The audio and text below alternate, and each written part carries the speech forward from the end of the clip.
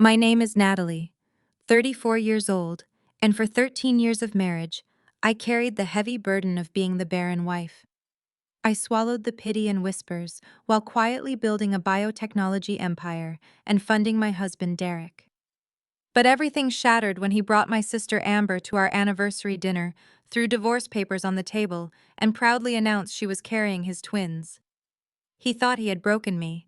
I had no idea the divorce papers he eagerly signed would trigger a legal landmine that would leave him and my family begging on the streets. When his mother found out what he had done, she uttered a secret that changed everything.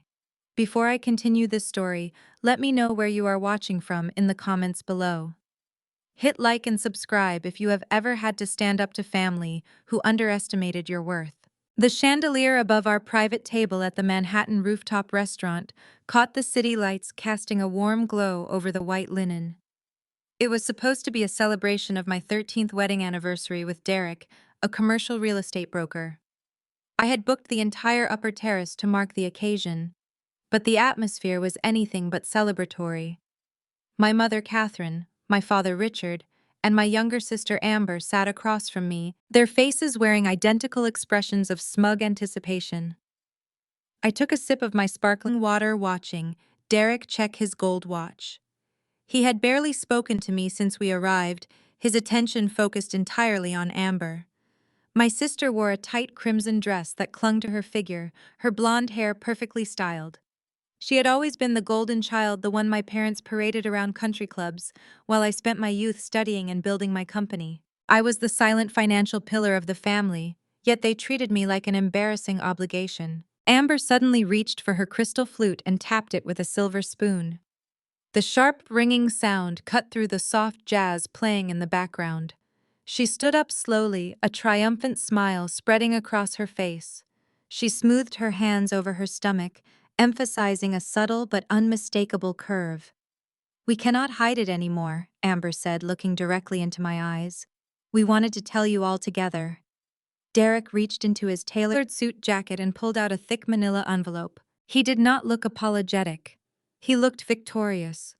He slid the envelope across the pristine white tablecloth until it rested right in front of my plate. "I want a divorce," Derek said, his voice loud enough to echo across the empty terrace. "I want a real family, Natalie. Amber is pregnant with my twins." The words hung in the air, heavy and suffocating. 13 years of marriage, 13 years of painful fertility treatments, all completely disregarded. I stared at the man I had built a life with, the man whose early career I had bankrolled, whose debts I had quietly paid off. I was looking at me with a mixture of pity and revulsion. I waited for my parents to react, to show even a fraction of outrage at this betrayal. Instead, my mother, Catherine, leaned over her plate and sneered. "Just sign the papers, Natalie," my mother said, her tone dripping with disdain. "You have been a barren disappointment for 13 years. You knew Derek wanted children. You cannot blame him for finding a real woman who can actually give him a family. Let Amber have the Tribeca loft so these babies can have a proper home." My father, Richard, nodded in agreement, slicing his steak without even looking at me. "Derek deserves to be happy," he chimed in. "You have always been obsessed with your work, hiding behind your computer. Amber is going to be a wonderful mother. Do not make a scene, Natalie. Just do the right thing and step aside gracefully." I looked at the four of them, a united front of betrayal. They expected me to break down. They expected me to cry, to beg, to cause the kind of hysterical scene they could use against me in court.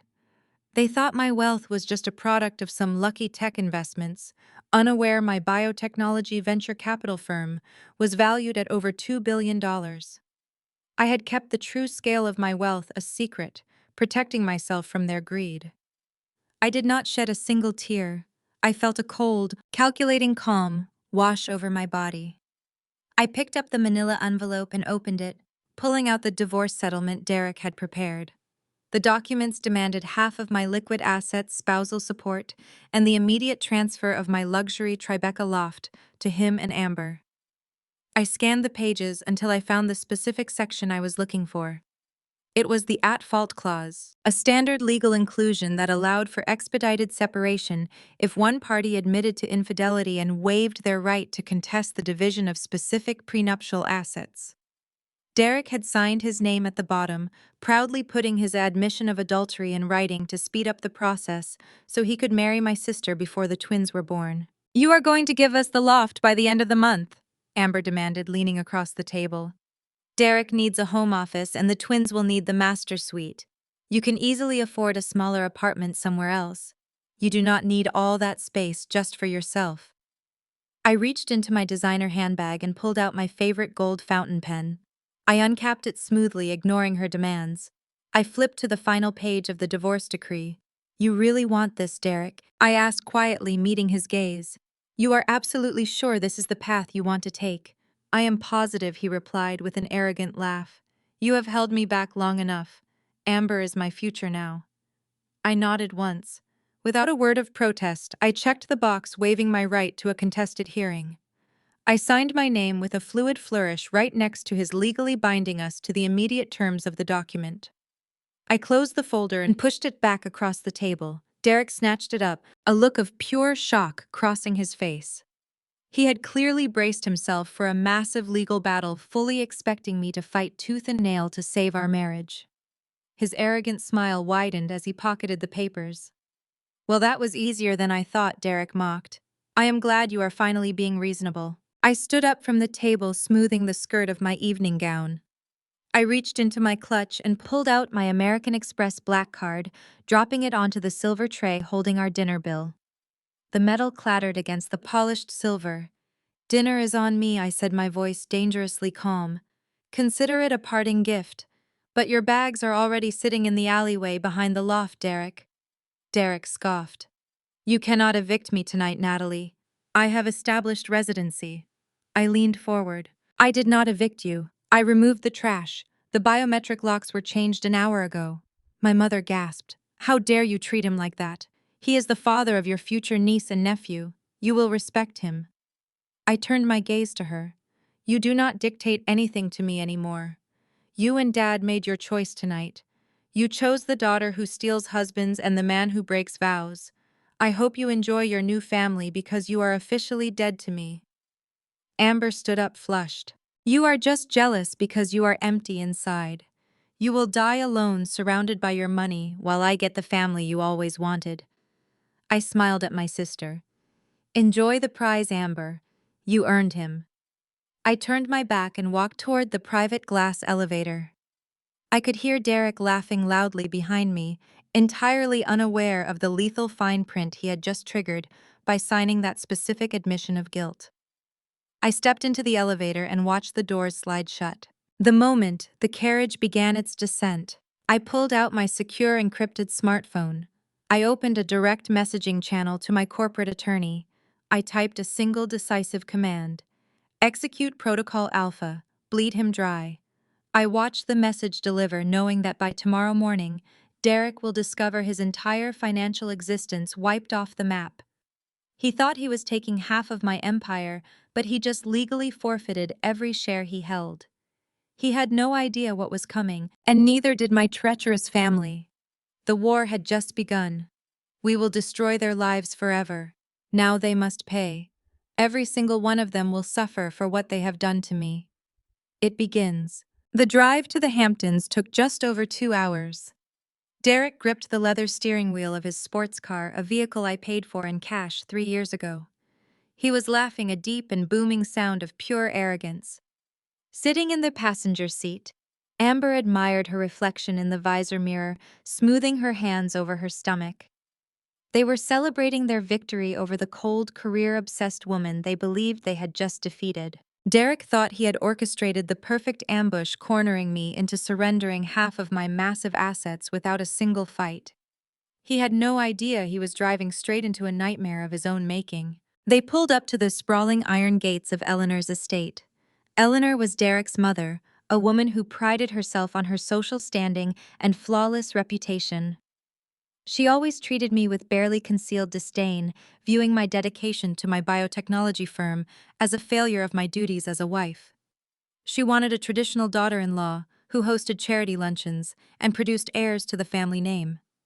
For 13 years, she subjected me to countless passive-aggressive comments about my empty womb. She allowed her son to parade Amber around family functions, secretly encouraging his betrayal. Derek parked the car and eagerly led Amber up the grand stone steps. The oak doors swung open before they could knock.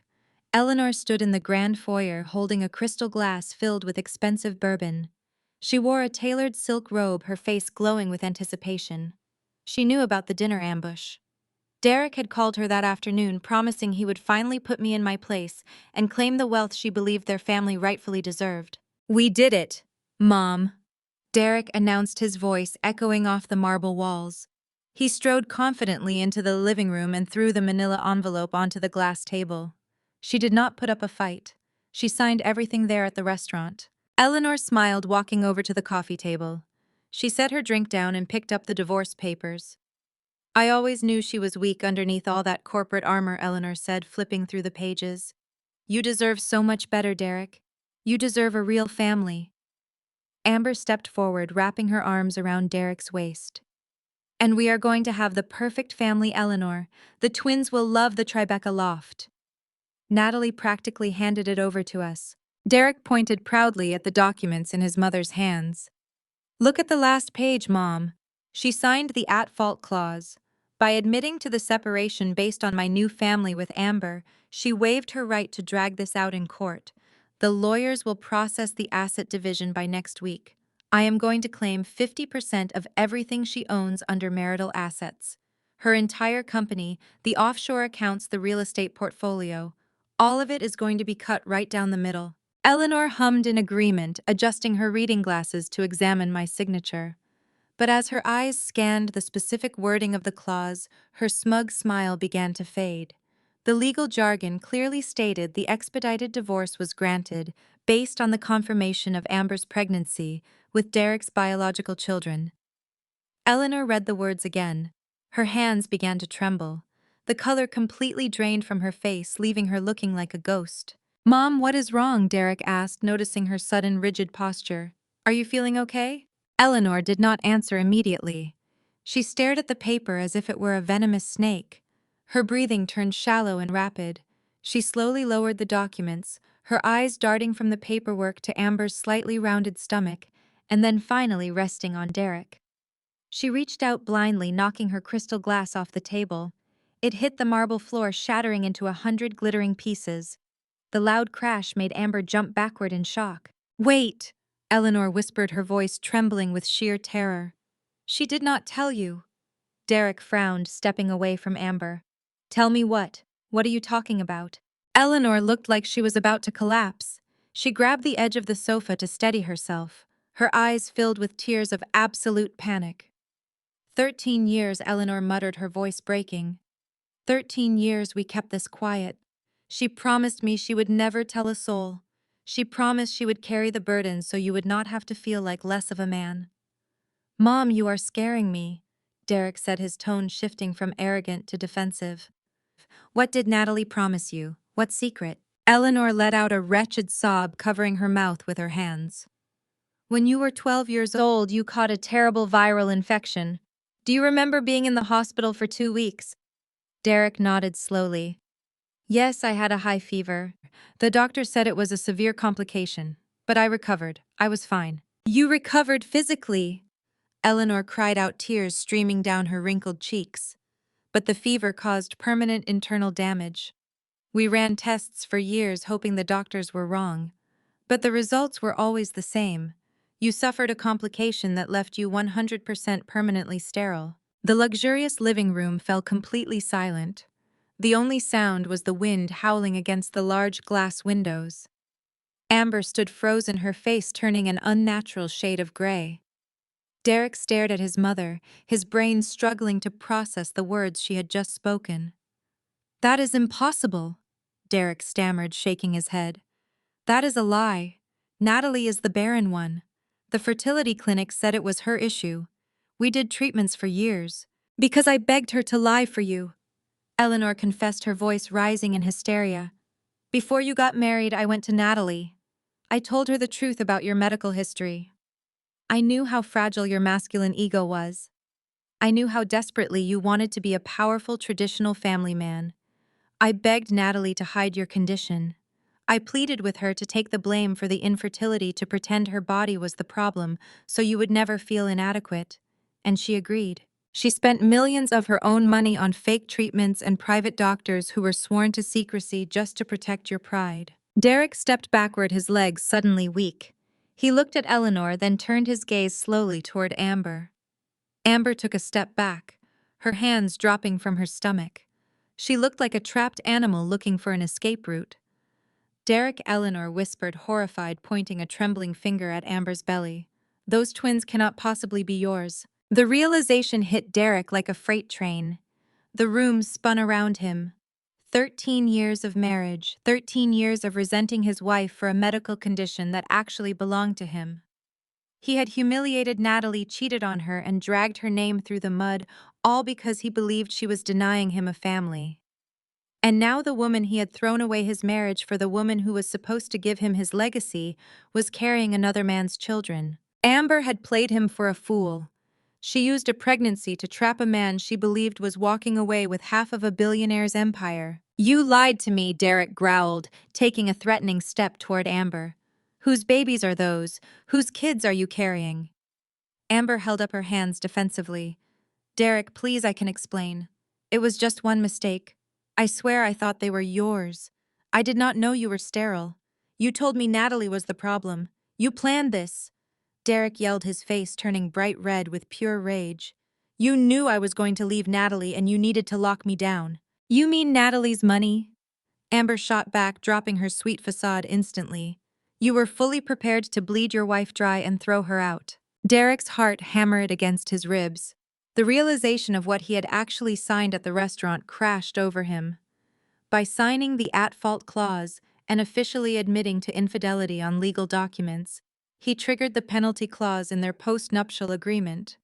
He willingly surrendered his executive voting rights. He forfeited his equity. Panic, raw and suffocating, seized his throat. He had to stop the divorce filing. He frantically pulled out his phone. His hands were shaking so violently that he nearly dropped the expensive device onto the floor. He needed to log into his banking portal to freeze his joint accounts and immediately contact his lawyers to cancel the divorce filing before the asset division began. He tapped the application icon, praying he had time, only to receive a red notification. Access denied. Accounts frozen by primary account holder. While Derek was suffocating under the weight of his own financial ruin out in the Hamptons, I was enjoying the quiet sanctuary of my Tribeca loft. The morning sun streamed through the floor-to-ceiling windows, casting a golden light across the imported hardwood floors. I stood at my kitchen island, savoring the rich aroma of freshly brewed espresso. For the first time in 13 years, my home felt entirely mine. The lingering scent of Derek's expensive cologne had already been scrubbed away by the cleaning crew I hired the previous night. I wore a tailored silk suit, preparing for a day of restructuring my corporate assets. My phone sat quietly on the marble counter. My legal team had worked through the night, executing every parameter of Protocol Alpha. Every shared account was locked. Every corporate access badge Derek possessed was deactivated. He was effectively a ghost in my financial empire. The realization that I was finally free filled me with a deep and resounding sense of peace. I watched the city wake up below me, the bustling streets of Manhattan, completely unaware of the massive power shift that had just occurred in my life. I had spent over a decade playing the role of the submissive, barren wife, allowing my family to belittle my accomplishments and mock my dedication to my career. They thought I was weak. They thought my silence was a sign of submission. They never realized that every insult they threw at me only fueled my relentless drive to succeed. I built my biotechnology venture capital firm from the ground up, navigating the cutthroat corporate world with brutal efficiency. I amassed a fortune that could buy and sell their petty little lives 100 times over, and I did it all while they looked right past me. My peaceful morning was abruptly interrupted when the private elevator chimed. The heavy steel doors slid open with a soft hiss. I did not even look up from my tablet, knowing exactly who had managed to bypass the downstairs concierge. My mother, Catherine, marched into my home, flanked by my father, Richard, and my sister, Amber. They were dragging several large cardboard moving boxes behind them, their faces flushed with arrogant determination. Amber wore a smug smile, her hand resting protectively over her stomach. She was already mentally redecorating my living space. My mother marched straight to the kitchen island and slammed a crumpled piece of paper down on the pristine marble surface. "You have 24 hours to vacate these premises, Natalie," my mother announced, her voice echoing off the high ceilings. "Derek just sent over the eviction notice. His real estate firm owns this property, and he is exercising his right as the primary leaseholder to reclaim it for his growing family. Start packing your things immediately." My father crossed his arms, looking around the expansive loft with greedy eyes. "Do not make this harder than it needs to be," he warned. "Amber needs a stress-free environment for the twins. You can afford to rent a small place in a different borough. Just leave the furniture." Derek paid for the interior designer, so technically all these pieces belong to him and Amber now. I slowly picked up my porcelain cup and took a long, deliberate sip of my espresso. The bitter taste grounded me. I looked at the eviction notice my mother had thrown on the counter. It was printed on the official letterhead of Derek's commercial real estate brokerage. It looked incredibly formal and intimidating, complete with legal jargon and a forged signature from a property manager. I let out a soft, genuine laugh. The sound seemed to infuriate my sister. "What is so funny?" Amber snapped, dropping her moving box onto the floor. "You are being evicted. You lost your husband, and now you are losing your home. Get out before we call the police and have you escorted off the property in handcuffs." I set my cup down and reached into a locked drawer under the kitchen island. I pulled out a heavy, notarized document housed in a blue leather binder. I slid it across the marble counter until it stopped right next to their fake eviction notice. "I suggest you read that carefully before you threaten me with the police," I said, maintaining absolute eye contact with my mother. Catherine frowned, picking up the blue binder. She flipped it open, her eyes scanning the dense legal text. Her confident posture slowly began to crumble. Richard peered over her shoulder, his brow furrowing as he read the bold print at the top of the page. "Derek's firm does not own this building," I explained, my voice echoing with icy precision. "This entire residential complex is owned by a private entity called Apex Holdings. Derek was never the landlord. He was merely my tenant, living here entirely out of my charity because his own credit score was too abysmal to secure a mortgage 13 years ago." I stepped around the kitchen island, closing the distance between us. "And I am the sole proprietor and primary shareholder of Apex Holdings. I own this loft. I own the penthouse above it. I own the commercial retail spaces on the ground floor. I own the very ground you are standing on right now." My father stumbled backward, shaking his head in absolute disbelief. "That is impossible," he stammered, his voice wavering. "Derek is a highly successful broker. He told us he purchased this loft as an investment property." "Derek is a chronic liar, drowning in massive debt," I corrected sharply. "He used his firm's letterhead to print a fake eviction notice just to impress you. He has absolutely no legal authority over my property. In fact, his name does not appear on a single deed or title associated with my wealth." Amber snatched the deed from our mother's trembling hands. "This is a trick," she screamed, her face turning a blotchy red. "You are just trying to steal family wealth because you are a bitter, barren woman. Derek promised me this loft. You cannot take my baby's home away from me." Richard stepped forward, his fists clenched tightly at his sides. He pointed a trembling finger at my face. "You are committing fraud, Natalie. You manipulated the paperwork to steal from your own husband. I am calling the authorities right now. You are going to prison for this." "You are welcome to try," I said, pulling a small black remote from my suit pocket. "But you are the ones currently trespassing on private property with the clear intent to harass the legal owner." I pressed a button on the remote. Instantly, the heavy doors of the service elevator opened at the far end of the loft. 4 large men dressed in sharp black suits stepped out of the shadows. They were my private corporate security team, highly trained and completely loyal to me. "Remove these trespassers from my home immediately," I ordered without breaking eye contact with my father. If they resist or cause any damage to my property, you have my full authorization to use physical force and contact the authorities to press charges for trespassing and harassment. The security team moved forward with terrifying speed and precision.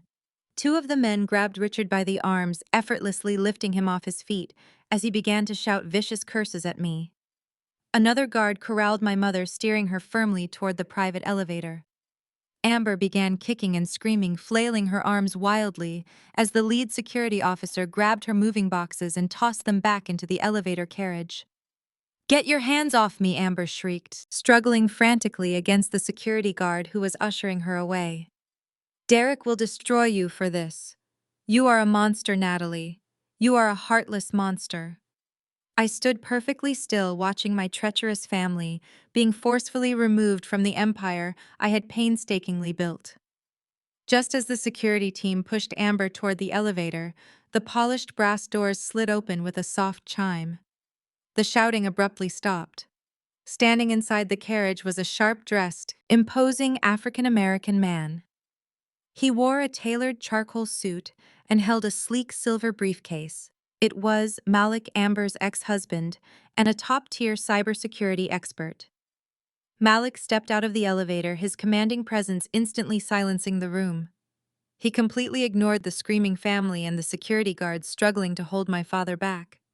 Malik looked directly at me, his dark eyes filled with an intense, calculated fury. "We need to talk," Malik said, his deep voice slicing through the sudden chaos of the room. "Your treacherous sister stole something highly classified from me, and we are going to make her pay for her unforgivable crimes today. I have all the undeniable We need to legally destroy her entire future, right here in my hands, Natalie. She will absolutely not escape our justice this time around." I led Malik away from the chaotic elevator banks and straight into my private executive office. The heavy oak doors sealed shut behind us, cutting off the faint sounds of Amber shouting from the lobby downstairs. I gestured toward the leather chairs facing my desk. Malik did not sit. He paced the length of the room, his tailored charcoal suit catching the ambient light. He looked furious but completely in control.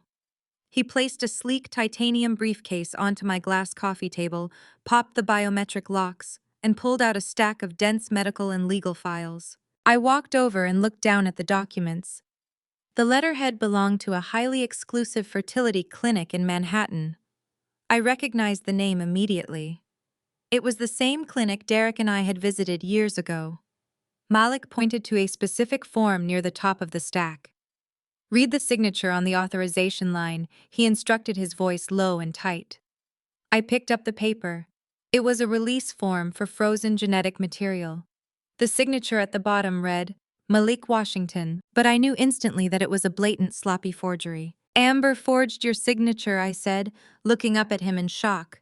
Malik nodded sharply. "We froze genetic material years ago when we were still married, just in case we wanted children later. After the divorce, those samples were supposed to be legally destroyed. But your sister kept her access codes. 2 months ago, she bypassed the clinic security protocols, forged my signature on the release documents, and used my material to get pregnant. She did not cheat on me with Derek. She orchestrated a calculated medical heist to trap him because she thought he was wealthy." The sheer audacity of Amber's plan hit me like a physical blow. She knew Derek was desperate for a child. She also believed Derek was the primary breadwinner in our marriage, assuming he controlled all the wealth I had actually built. By presenting herself as the fertile, perfect woman carrying his supposed twins, she planned to secure a permanent meal ticket. She played on his massive ego and his greed. Derek never questioned the paternity because he was too arrogant to believe he was firing blanks. And Amber never expected me to hand over the divorce papers. Malik let out a dry, humorless laugh. "She wanted to play the billionaire wife," he said, leaning against the glass table. "Your parents treated me like absolute garbage during our entire marriage because I did not fit their precious country club aesthetic." Catherine and Richard constantly made snide remarks about my race. They mocked my profession. They called me a dead-end computer nerd who would never amount to anything. They constantly compared me to Derek, praising his flashy suits and his loud real estate pitches, while treating me like I was completely invisible at family dinners. I remembered those dinners perfectly.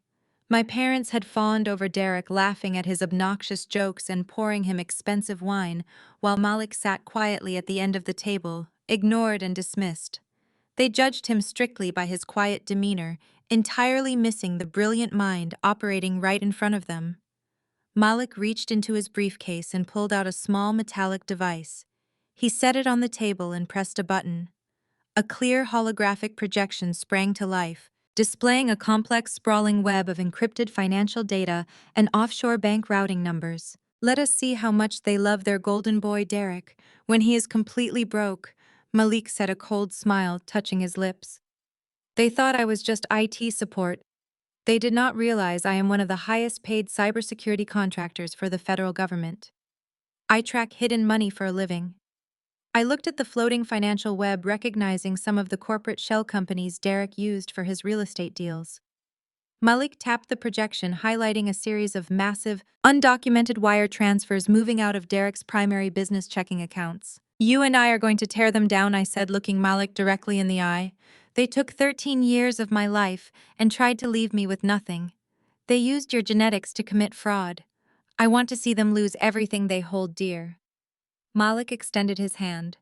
I shook it firmly, sealing a ruthless alliance between the two people our family had systematically underestimated and abused. Malik immediately connected his laptop to my secure network, his fingers flying across the keyboard with breathtaking speed. We are going straight into his servers today. I watched as Malik effortlessly bypassed Derek's commercial real estate firewalls. The security systems Derek paid thousands of dollars for crumpled in seconds under Malik's expertise. Folders of confidential client data, internal emails, and restricted financial ledgers populated the screen. Derek is sloppy, Malik murmured, his eyes scanning the endless lines of code. He uses the same password variations for his encrypted storage. Look at this. Malik opened a hidden folder labeled Amber. Inside were dozens of forged financial documents, fake appraisal reports, and receipts for luxury goods that Derek had purchased to keep Amber happy. Derek had been systematically siphoning money from his own clients' escrow accounts. I was transferring massive sums of capital into a private offshore account under Amber's name, buying her designer jewelry, exotic vacations, and high-end vehicles. He was committing blatant wire fraud to fund his affair. He was literally stealing from his investors to play the role of the wealthy sugar daddy. If the authorities see these ledgers, Derek will face decades in federal prison for embezzlement. But putting him in handcuffs right now felt entirely too easy. I wanted him to watch his world burn. I want to completely dismantle his firm from the inside out, I told Malik. We are not just going to hand this over to the police. We are going to orchestrate a public financial execution. Malik smiled, his fingers continuing their rapid dance across the keys. I can reroute these stolen funds back to the original client accounts, leaving Derek with a massive, unexplainable deficit. When the quarterly audits hit next week, he will be caught holding the bag for millions of dollars in missing capital. His career will evaporate overnight and Amber will be left empty. As we reviewed the fraudulent ledgers, my private executive terminal emitted a sharp, high-pitched chime. A priority alert flashed across my monitor. It was a notification from my automated market surveillance software, which I used to monitor local commercial real estate listings. I walked over to my desk and opened the alert. Derek had just frantically listed a massive commercial property in Brooklyn for sale. The asking price was suspiciously low, clearly indicating a desperate need for immediate liquid cash. He is panicking, I said, pointing at the screen. He knows I locked him out completely. I is trying to liquidate his largest commercial asset to cover his tracks and pay off the stolen escrow money before the auditors arrive. Malik walked over and looked at the property listing. He tapped a few keys on his laptop, cross-referencing the Brooklyn address with municipal zoning records and environmental protection databases. A red warning banner flashed across Malik's screen. Natalie, look at the environmental survey history for this specific parcel of land. Derek bought this lot 3 years ago from a defunct chemical manufacturing company through a blind shell corporation to hide his involvement. I read the classified environmental report Malik had just unearthed. The Brooklyn property was entirely contaminated. The soil was saturated with illegal toxic waste and hazardous industrial runoff. Derek had buried the environmental impact study, bribed a local inspector to sign off on fake safety permits, and was now attempting to sell the toxic wasteland to an unsuspecting rival developer to save his own skin. If anyone builds on that land, they will face catastrophic health lawsuits and billions of dollars in federal cleanup fines. Derek was actively trying to ruin another company to save himself today. He thinks he can dump this toxic nightmare on a competitor and walk away clean, I said, feeling a surge of pure, unadulterated anticipation. He has absolutely no idea that I am the primary anonymous investor backing the rival development firm he is trying to sell this property to. Malik looked at me, a brilliant, dangerous smile forming on his face.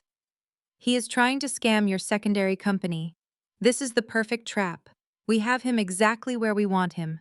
I picked up my phone and opened my encrypted messaging application once again. I looked at the digital blueprint of his impending doom.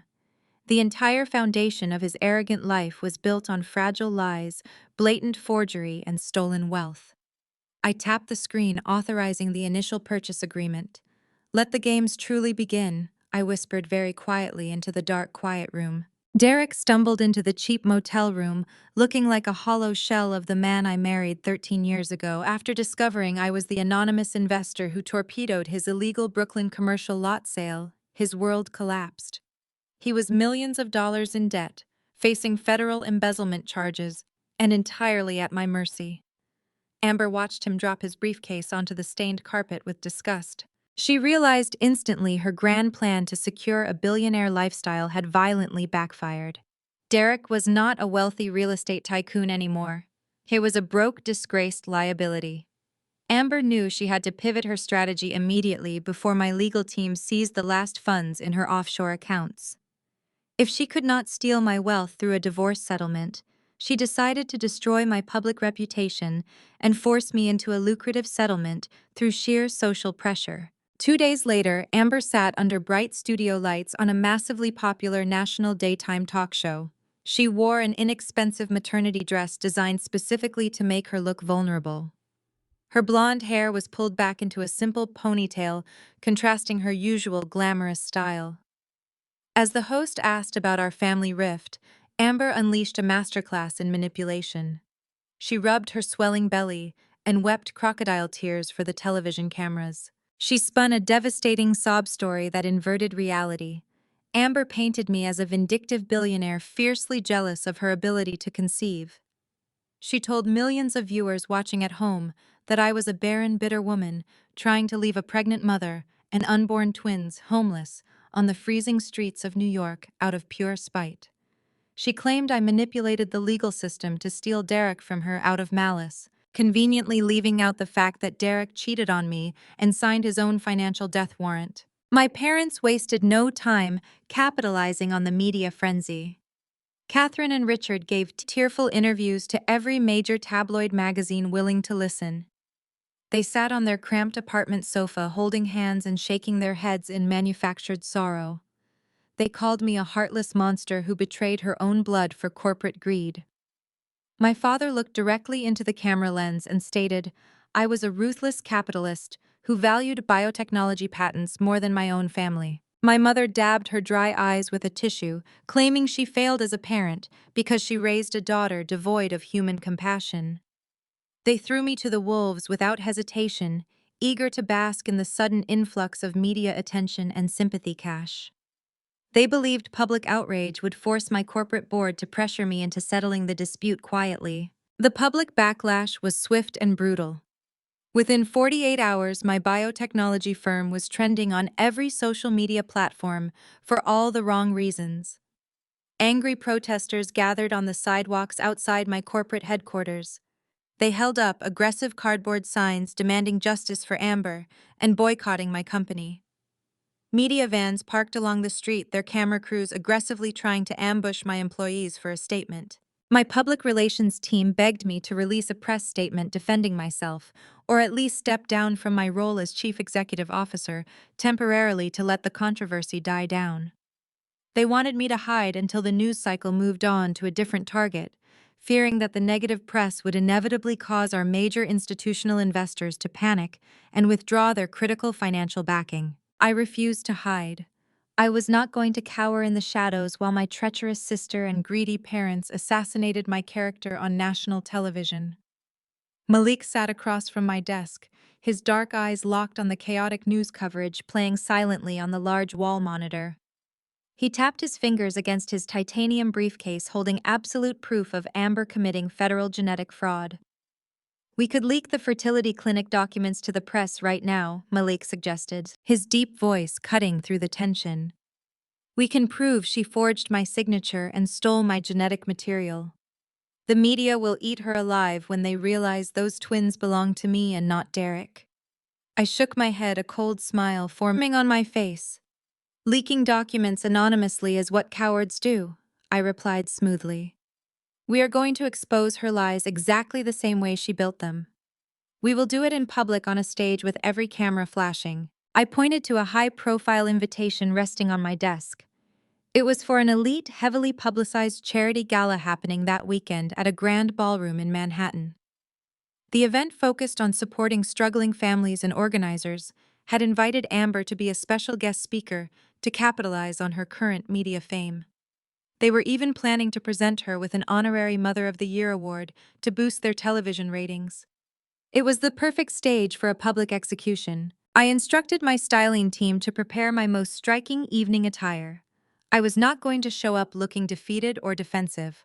I was going to command the room with the absolute authority of a woman who held every single card in the deck. The night of the gala arrived with a fierce downpour of rain, but the red carpet outside the grand ballroom remained packed with eager photographers.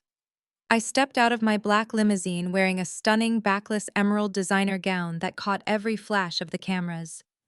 I walked the red carpet with my head held high, ignoring the shouted questions from journalists asking about my sister. Malik walked securely by my side in a tailored tuxedo, projecting an aura of quiet, dangerous power. We bypassed the press line and entered the opulent ballroom, blending into the crowd of wealthy donors, politicians, and socialites.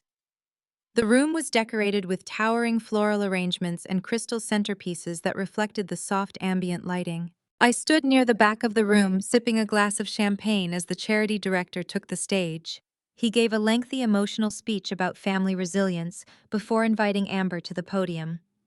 My sister walked out under the bright spotlights wearing a flowing white gown that accentuated her pregnancy. The crowd erupted into thunderous applause. She smiled modestly, waving to the audience as she accepted the heavy Crystal Mother of the Year award. She gripped the microphone, her voice trembling with perfectly rehearsed emotion. She thanked the crowd for their overwhelming support during her darkest hours. She spoke about the sacred bond of motherhood and how she was fighting tirelessly to provide a safe, loving home for her unborn twins, despite the cruel obstacles placed in her path by a heartless sister. The audience was completely captivated, murmuring in sympathetic agreement. I handed my champagne glass to a passing waiter and signaled to Malik. It was time. I walked confidently down the center aisle of the ballroom, my emerald gown sweeping across the carpet. The sharp click of my heels echoed through the silent room. People began to turn their heads, their expressions shifting from sympathy to absolute shock as they recognized the villain of Amber's media campaign walking straight toward the stage. Whispers broke out across the tables. Amber froze mid-sentence, her eyes widening in genuine panic as she saw me approaching the stairs. She gripped the podium tightly, her knuckles turning white as her confident facade rapidly crumbled under my unwavering gaze. I climbed the short flight of stairs and stepped onto the brightly lit stage. The charity director tried to intercept me, but my intense glare stopped him firmly in his tracks. I walked directly up to Amber. She backed away, clutching her crystal award against her chest like a protective shield. I reached out and took the microphone from the metal stand. The entire ballroom held its breath. Thousands of viewers watching the live broadcast were suddenly glued to their screens, waiting for a confrontation. I looked out at the sea of wealthy donors and flashing cameras projecting absolute calm and unshakable authority. I was ready to bring her down, fully prepared to shatter her false narrative into a million pieces. Thank you for gathering here tonight. I announced, my voice ringing clear through the massive speaker system. Hearing my sister speak passionately about motherhood has moved me. In fact, it has inspired me to make a significant contribution to this evening's charitable efforts. I turned my head slowly to look directly at Amber. Her face was completely drained of color. She was trembling visibly, knowing she was trapped. I offered a razor-sharp smile. As the chief executive officer of my biotechnology firm, I am officially pledging a $2 million donation to the Manhattan Genesis Fertility Clinic. The crowd applauded, but I held up my hand to quiet them. Yes, I continued, my voice echoing with lethal precision. It is the exact clinic where my sister Amber recently committed federal genetic wire fraud by forging signatures to steal biological material from her ex-husband. She orchestrated an absolute masterclass in shameless deception, manipulating my immense corporate wealth and playing a deeply desperate man for a complete fool. But tonight, the entire pathetic charade officially ends forever. Every single malicious lie she eagerly fed the vulnerable public burns to the ground right here and right now. The grand ballroom fell into suffocating silence. Thousands stared at the stage, processing the magnitude of my declaration. Amber stood frozen behind the acrylic podium, her knuckles ghostly white gripping the edges. The Crystal Mother of the Year award she had accepted gleamed mockingly under bright stage lights. The television cameras swiveled aggressively, zooming in on her pale, horrified face. She opened her mouth to speak, to spin another desperate web of deceit, but her vocal cords completely failed her. The audience murmured a rumble of confusion and dawning realization, sweeping through the crowded tables of elite politicians and socialites. I did not give her a single second to recover her composure. I turned gracefully and gestured toward the far edge of the stage. "Allow me to introduce the man who was truly victimized by my treacherous sister," I announced, my voice echoing with absolute authority across the room. "Please welcome top-tier cybersecurity expert and Amber's former husband, Malik Washington." Malik stepped from the dark shadows of the velvet curtains. His imposing presence commanded undeniable respect from the audience. Wearing a flawlessly tailored charcoal tuxedo that accentuated his broad shoulders, he walked up the stairs with measured, deliberate steps. He carried a thick stack of legal documents bound tightly in red folders. The cameras flashed aggressively, capturing his every move as he approached the platform. Amber stumbled backward in sheer terror, her expensive heels catching on the carpeted stage. Her eyes darted wildly toward the glowing exit signs, searching for an escape route that simply did not exist. Malik walked straight up to her, holding the heavy legal binders with a grip of iron. "Amber, you are officially served," Malik stated, his deep voice resonating powerfully through the microphone I handed him. He slapped the heavy folders onto the podium right next to her fake Crystal Award. "These are federal lawsuits filed early this morning in the United States District Court. You are being sued for severe genetic theft, massive wire fraud, and blatant medical forgery. You bypassed secure clinic protocols and forged my personal signature to steal my frozen genetic material. You used my biology to trap a man you foolishly believed was a billionaire, and you did it all while tearing down the flawless reputation of a brilliant woman who gave you everything. You are a fraud, Amber, and your entire life is about to become a federal crime scene." The ballroom erupted into sheer pandemonium. Gasps of shock echoed from the exclusive VIP tables. Journalists scrambled, typing frantically on their smartphones to break the massive scandal to their news networks. Amber lost her mind completely. The vulnerable pregnant mother facade evaporated in an instant, rapidly replaced by a feral, unhinged fury. She let out a piercing scream that forced the audio technicians to scramble to protect the speakers. "You ruined everything!" Amber shrieked, her face twisting into an ugly mask of rage. She grabbed the heavy Crystal Award from the podium and raised it high above her head, lunging violently toward Malik. She intended to strike him across the face on live television. Malik did not flinch. He stood his ground perfectly, his dark eyes locked onto her with cold indifference. Before Amber could swing the glass trophy, a sudden blur of motion erupted from the side entrance of the vast ballroom. Derek had somehow sneaked past the venue's security perimeter. He looked utterly disheveled, his expensive suit terribly wrinkled and soaked from the heavy rain outside. His eyes were bloodshot and completely manic. Having realized his absolute financial ruin and the total collapse of his fake family, he had come to the gala to confront the woman who destroyed his pathetic life. I saw Amber raising the trophy on the stage and snapped. He charged up the wooden stairs, screaming incoherently. But his primary target was not Amber. His target was Malik. Derek wrongly blamed Malik for exposing the financial ledgers and destroying his commercial real estate brokerage. "You destroyed my life," Derek roared, throwing a desperate punch at Malik. He never even got close. My private corporate security team, who had been standing on high alert around the perimeter of the stage, moved with terrifying efficiency. Two massive guards intercepted Derek midair. They tackled him violently to the hardwood floor of the stage. The heavy impact echoed loudly through the sensitive microphone. Derek hit the ground hard, gasping for air, as the guards pinned his arms behind his back. Amber dropped the crystal award in pure shock. It shattered into jagged pieces across the stage, a perfect visual representation of her carefully constructed lies. She collapsed to her knees, sobbing hysterically, as bright camera flashes illuminated her complete public destruction. The chaotic scene unfolding on the stage was a spectacular disaster, but I was not finished yet. I wanted absolute, undeniable ruin. The public needed to see the hard evidence, so my manipulative family could never twist the narrative again. I raised my hand and signaled the tech booth operating the massive digital displays behind the podium. Those giant high-definition screens were originally meant to show heartwarming charity videos of struggling families. Instead, the screens flickered and roared to life with the devastating proof Malik and I had painstakingly compiled over the last few days. "Look at the screens," I commanded into the microphone, ensuring every single person heard my voice. "Look at the real victims of this deceitful family." The giant displays illuminated the dark ballroom with glaring white light. The first image was the heavily forged release document from the Manhattan Genesis Fertility Clinic. Malik used a digital laser pointer to highlight the blatantly faked signature and the timestamp showing exactly when Amber had illegally accessed the frozen material. Next, the massive screen shifted to display Derek's encrypted commercial real estate ledgers.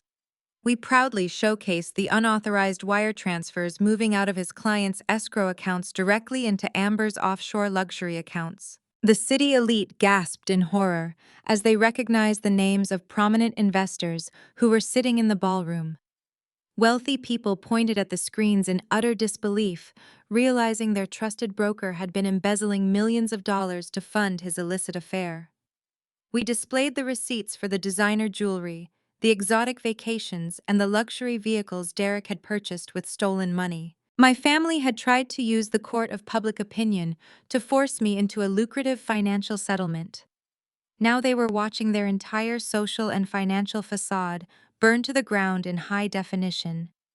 The very people they had tried so hard to impress were now looking at them with sheer, unfiltered disgust. Down in the prestigious front row, the harsh reality of the situation finally crashed down upon my greedy parents.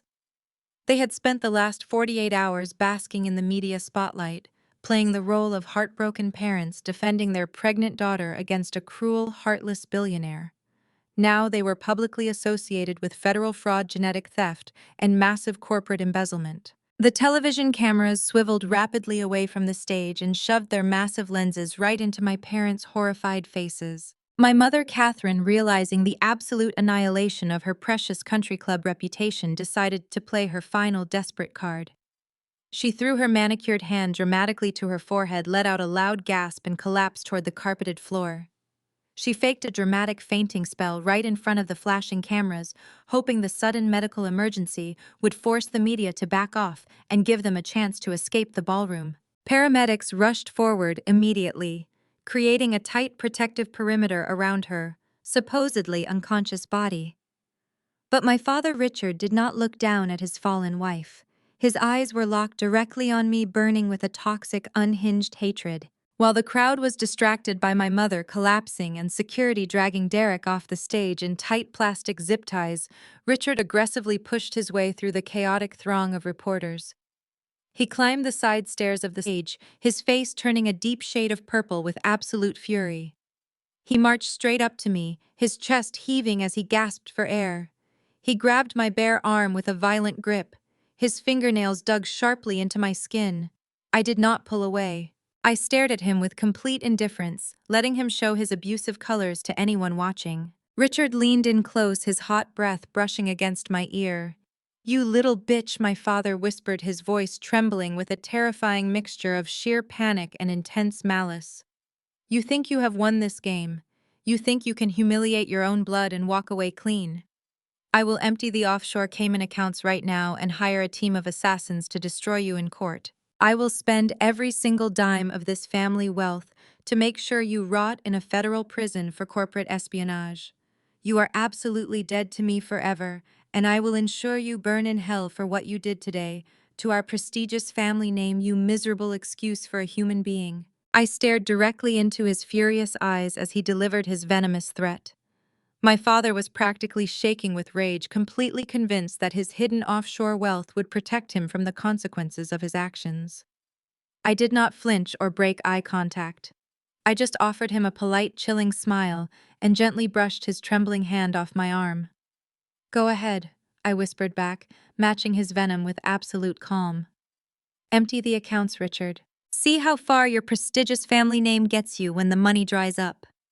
He shoved past the security guards and stormed out of the ballroom, leaving the shattered pieces of his golden family behind on the stage. The very next morning, the financial squeeze began exactly as Malik and I had anticipated. The storm clouds from the previous night had cleared, leaving a crisp, bitter chill in the Manhattan air. Inside his lavish Upper East Side penthouse, my father was completely losing his mind. I knew exactly what his morning looked like, because my cybersecurity team had already mapped his routine. Richard locked himself in his mahogany-paneled office, pouring a heavy glass of bourbon before the sun even fully rose.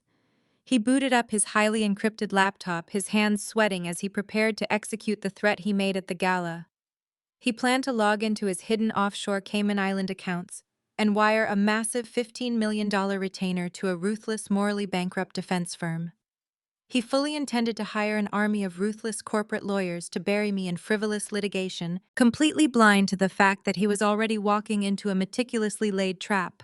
Richard typed in his complex alphanumeric passwords. He inputted the rotating security codes from his physical authenticator token. He hit enter, expecting to see the comforting massive balance of his illicit offshore wealth. Instead, a glaring red error message illuminated his computer screen. "Access is completely denied. Account balance stands at exactly $0." My father slammed his fists onto his desk, knocking over his expensive bourbon. The amber liquid spilled across the polished wood, dripping onto the imported Persian rug. He frantically refreshed the web page, assuming there was a technical glitch with the banking server. He typed the credentials again, his heart hammering against his ribs. The exact same red warning banner flashed across the screen. Total balance 0. The offshore funds were completely gone. The illegal nest egg he had spent decades hiding from the federal government had vanished into thin air overnight. Enraged and suffocating under the crushing weight of absolute panic, Richard grabbed his cashmere overcoat and stormed out of his penthouse. He ordered his private driver to speed directly to the exclusive private banking suite in the heart of the financial district. He marched through the heavy glass doors of the bank, like a man possessed, completely ignoring the protests of the terrified receptionist in the lobby. He demanded to see the senior branch manager immediately, shouting threats of massive lawsuits and corporate ruin if his offshore accounts were not instantly restored. He practically kicked the heavy oak doors of the executive suite off their hinges, expecting to find the cowering bank manager ready to fix the supposed glitch. Instead, he stopped dead in his tracks, the blood completely draining from his face. I was already sitting comfortably behind the massive mahogany desk in the main leather executive chair. I held a delicate porcelain teacup, taking a slow, relaxed sip of hot Earl Grey tea. Malik stood silently by the floor-to-ceiling windows, his arms crossed over his tailored suit, watching my father with an expression of pure, unadulterated amusement. The actual bank manager was nowhere to be seen. "What in the hell are you doing here?" My father roared, his face turning a dangerous shade of crimson. "Where is the branch manager? What did you do to my Cayman accounts, you ungrateful wretch? Give me back my money right now before I have you arrested for financial theft." I carefully placed the porcelain teacup down onto its matching saucer. The soft clink echoed through the large, soundproofed office. I leaned back in the luxurious leather chair and smiled at him. I did not steal anything from you, I explained smoothly, my voice echoing with lethal calm. I merely executed a legal transfer of assets that I rightfully control. You are trespassing in my bank, and you are demanding access to funds that no longer exist. Richard marched toward the desk, slamming his hands down on the polished wood. Those are my private offshore accounts, he shouted, spittle flying from his lips. I built that wealth. I hid those assets. You have absolutely no legal authorization to touch a single dime of that $15 million. I will end you for this. I shook my head slowly, feeling a deep, satisfying thrill as I unleashed the weapon I had kept hidden for over a decade. I used the very past he weaponized against me to seal his doom. Actually, I have absolute legal authorization. I corrected him, pulling a thick notarized document from my leather briefcase and dropping it onto the desk. 10 years ago, you forced me to sign a mountain of paperwork. Do you remember that day? You needed to hide your corporate bonuses from the federal government to avoid paying your fair share of taxes. But you did not want to risk putting the offshore accounts entirely in your own name because you were terrified of an audit. My father stared at the document on the desk, his breathing turning ragged and uneven. He remembered perfectly. I had been a young, ambitious woman trying desperately to earn his respect and approval. He exploited my desire for familial acceptance. You told me to sign on the dotted line. I continued, my tone dropping to a deadly whisper. You called me your useful idiot behind my back to your country club friends. You thought I was just a naive, desperate daughter who would blindly sign financial guarantor forms without ever reading the fine print. You used my name and my flawless credit history to shield your illegal tax evasion. You made me the primary guarantor on those Cayman Island accounts to create a buffer between you and the authorities. Richard opened his mouth to argue, but no words came out. He was completely trapped by his own historical greed. Since my name is listed as the primary account holder, I explained, enjoying the sheer terror washing over his face. I just legally exercised my right to authorize a massive wire transfer. At exactly 6 in the morning today, I moved the entire $15 million balance out of the Cayman Islands. I did not keep a single penny for myself. I transferred the entire amount to a registered charitable trust dedicated to supporting victims of domestic financial abuse.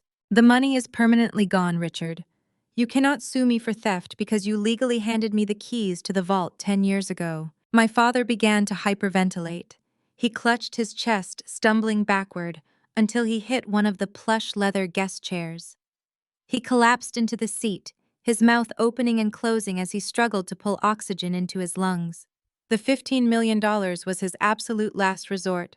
It was the only money he had left to defend himself against the impending investigations regarding the corporate embezzlement scandal Derek had ignited. Without those offshore funds, he could not afford to hire the ruthless defense attorneys he needed to stay out of federal prison. I was completely defenseless, financially ruined by the very daughter he had spent a lifetime treating like an expendable pawn. But I was not finished dismantling his life. I wanted to ensure that every single escape route was permanently sealed shut. I reached into my briefcase one last time. I pulled out a thick, heavy envelope bearing the official, undeniable seal of the United States federal government.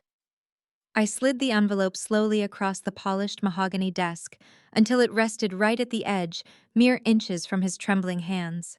Oh, and by the way, Dad, I said, my voice dropping to a terrifying absolute calm.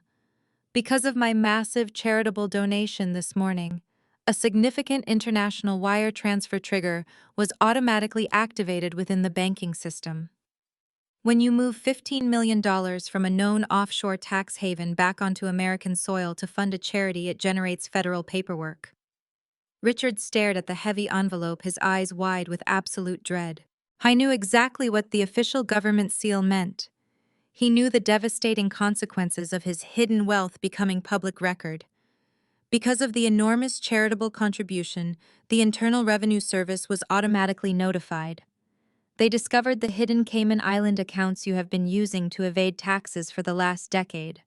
They are auditing your entire pathetic life as we currently speak. My father collapsed into the leather chair, his face buried in his hands as federal prison loomed over him. I did not stay to watch.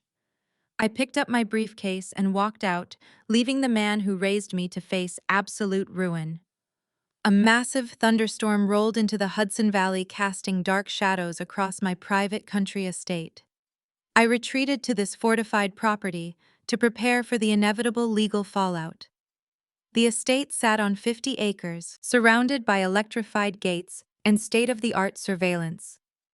I stood in my mahogany study, listening to the rain lash against the reinforced windows. I was pouring a glass of aged scotch when the power flickered ominously. A secondary perimeter alarm chimed a soft warning through my smartphone. Someone breached the outer gates using an archaic manual override code. I set my crystal glass down and waited in the dim light. The heavy oak doors burst open moments later, revealing a completely drenched, frantic woman. It was Eleanor Derrick's mother. Her expensive designer coat was soaked, clinging to her fragile frame. The haughty matriarch who spent 13 years looking down her nose at my career was now shivering and feral with sheer desperation. She knew her son was facing decades in federal prison for the real estate embezzlement scandal Malik and I exposed. With Derrick's assets frozen and my father's offshore accounts drained, Eleanor had no financial resources left to hire a defense team. She was cornered, desperate, and willing to do whatever it took to save her golden boy from the brutal consequences of his staggering greed. "You have destroyed my family!" Eleanor hissed, her voice shaking with raw hatred as she marched into my study. She did not bother wiping the rain from her eyes. She slammed a heavily bound folder down onto my polished desk. Water dripped from her sleeves onto the leather blotter. I looked down at the folder, maintaining absolute composure. "You destroyed your own family, Eleanor," I replied smoothly. "Your son chose to cheat, embezzle, and lie. I simply handed him the bill for his actions. How did you get past my outer security gates?" Eleanor let out a sharp, bitter laugh. "Derrick kept a record of the manual override codes from when you first bought this estate. He always told me you were too arrogant to change the physical lockboxes. But I am not here to discuss your security flaws, Natalie. I am here to offer you a very simple, highly lucrative business transaction." She tapped her trembling finger against the soaked folder. "You think you hold all the cards because you exposed Derrick's financial crimes. You think the public is completely on your side because of the charity gala stunt.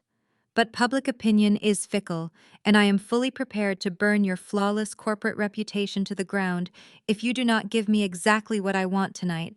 I raised an eyebrow, genuinely amused by her audacity. "And what exactly do you want, Eleanor?" $5 million in untraceable offshore funds," she demanded, her eyes wide with frantic determination.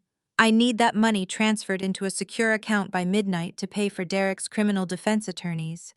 If you do not wire the funds immediately, I am taking this folder straight to the most ruthless tabloid journalists in the country. Inside these pages are meticulously doctored medical records and sworn affidavits from fake witnesses. They document a fabricated history of severe physical and psychological abuse. They will claim you violently beat him, controlled his every move, and forced him into deep clinical depression because of your own barren insecurities." I stared at her, completely unfazed by the monumental scale of her deceit. "You are attempting to blackmail me with fake medical records?" I asked, clarifying her threat. "You are going to tell the world I abused a man who actually spent a decade siphoning my wealth to fund his mistress?" Eleanor sneered, leaning closer to my face. "It does not matter if the records are fake, Natalie. The media loves a fallen queen. They will eat up the narrative of the abusive, power-hungry billionaire wife. Your corporate investors will panic at the sight of a domestic abuse scandal. Your biotechnology board of directors will force you to step down immediately to save the company's stock prices.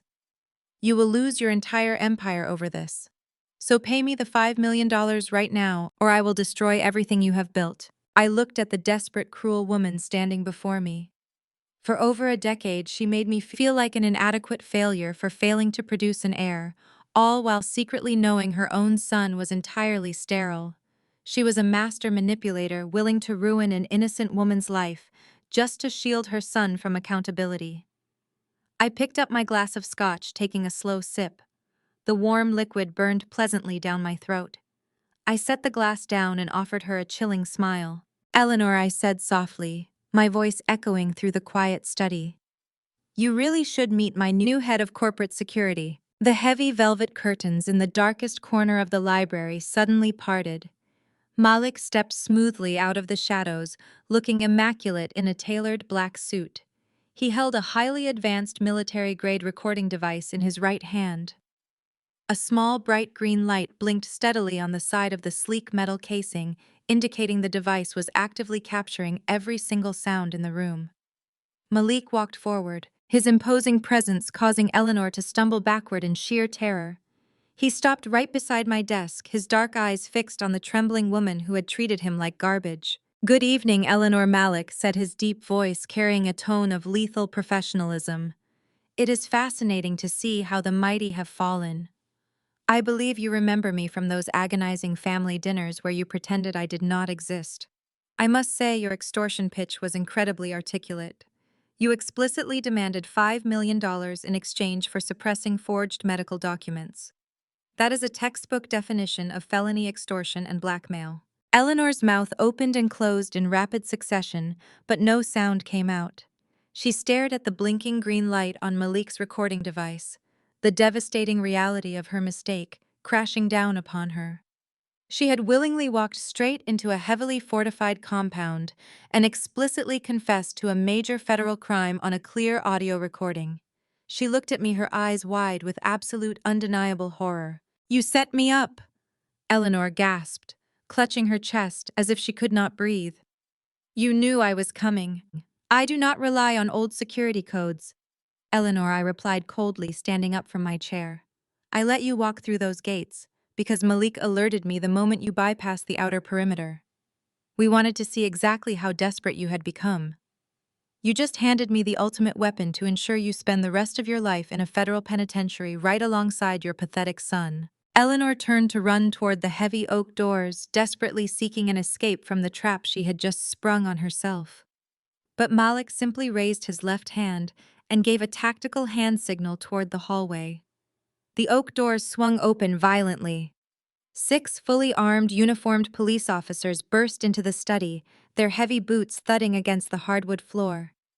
Malik had contacted the local authorities the moment Eleanor breached the property line, keeping them on standby in the corridor while we gathered the necessary audio evidence to ensure a flawless conviction. "Eleanor, you are under arrest for felony extortion, blackmail, and trespassing," the lead officer announced, stepping forward and grabbing her wrists. He pulled her arms behind her back, the sharp metallic click of the steel handcuffs echoing loudly over the sound of the rain beating against the windows. Eleanor began to thrash and scream like a feral animal, her expensive coat tearing as she fought against the officers. "You cannot do this to me!" she shrieked, tears of pure rage streaming down her face. "I am a respected member of society. You are a barren, vindictive monster, Natalie. You deserve everything Derek did." I stood there and watched with absolute satisfaction as the officers violently dragged my treacherous mother-in-law toward the front exit. But as the police pulled Eleanor across the threshold of the study, she stopped fighting them. She looked directly at me, her eyes burning with a terrifying, desperate frenzy.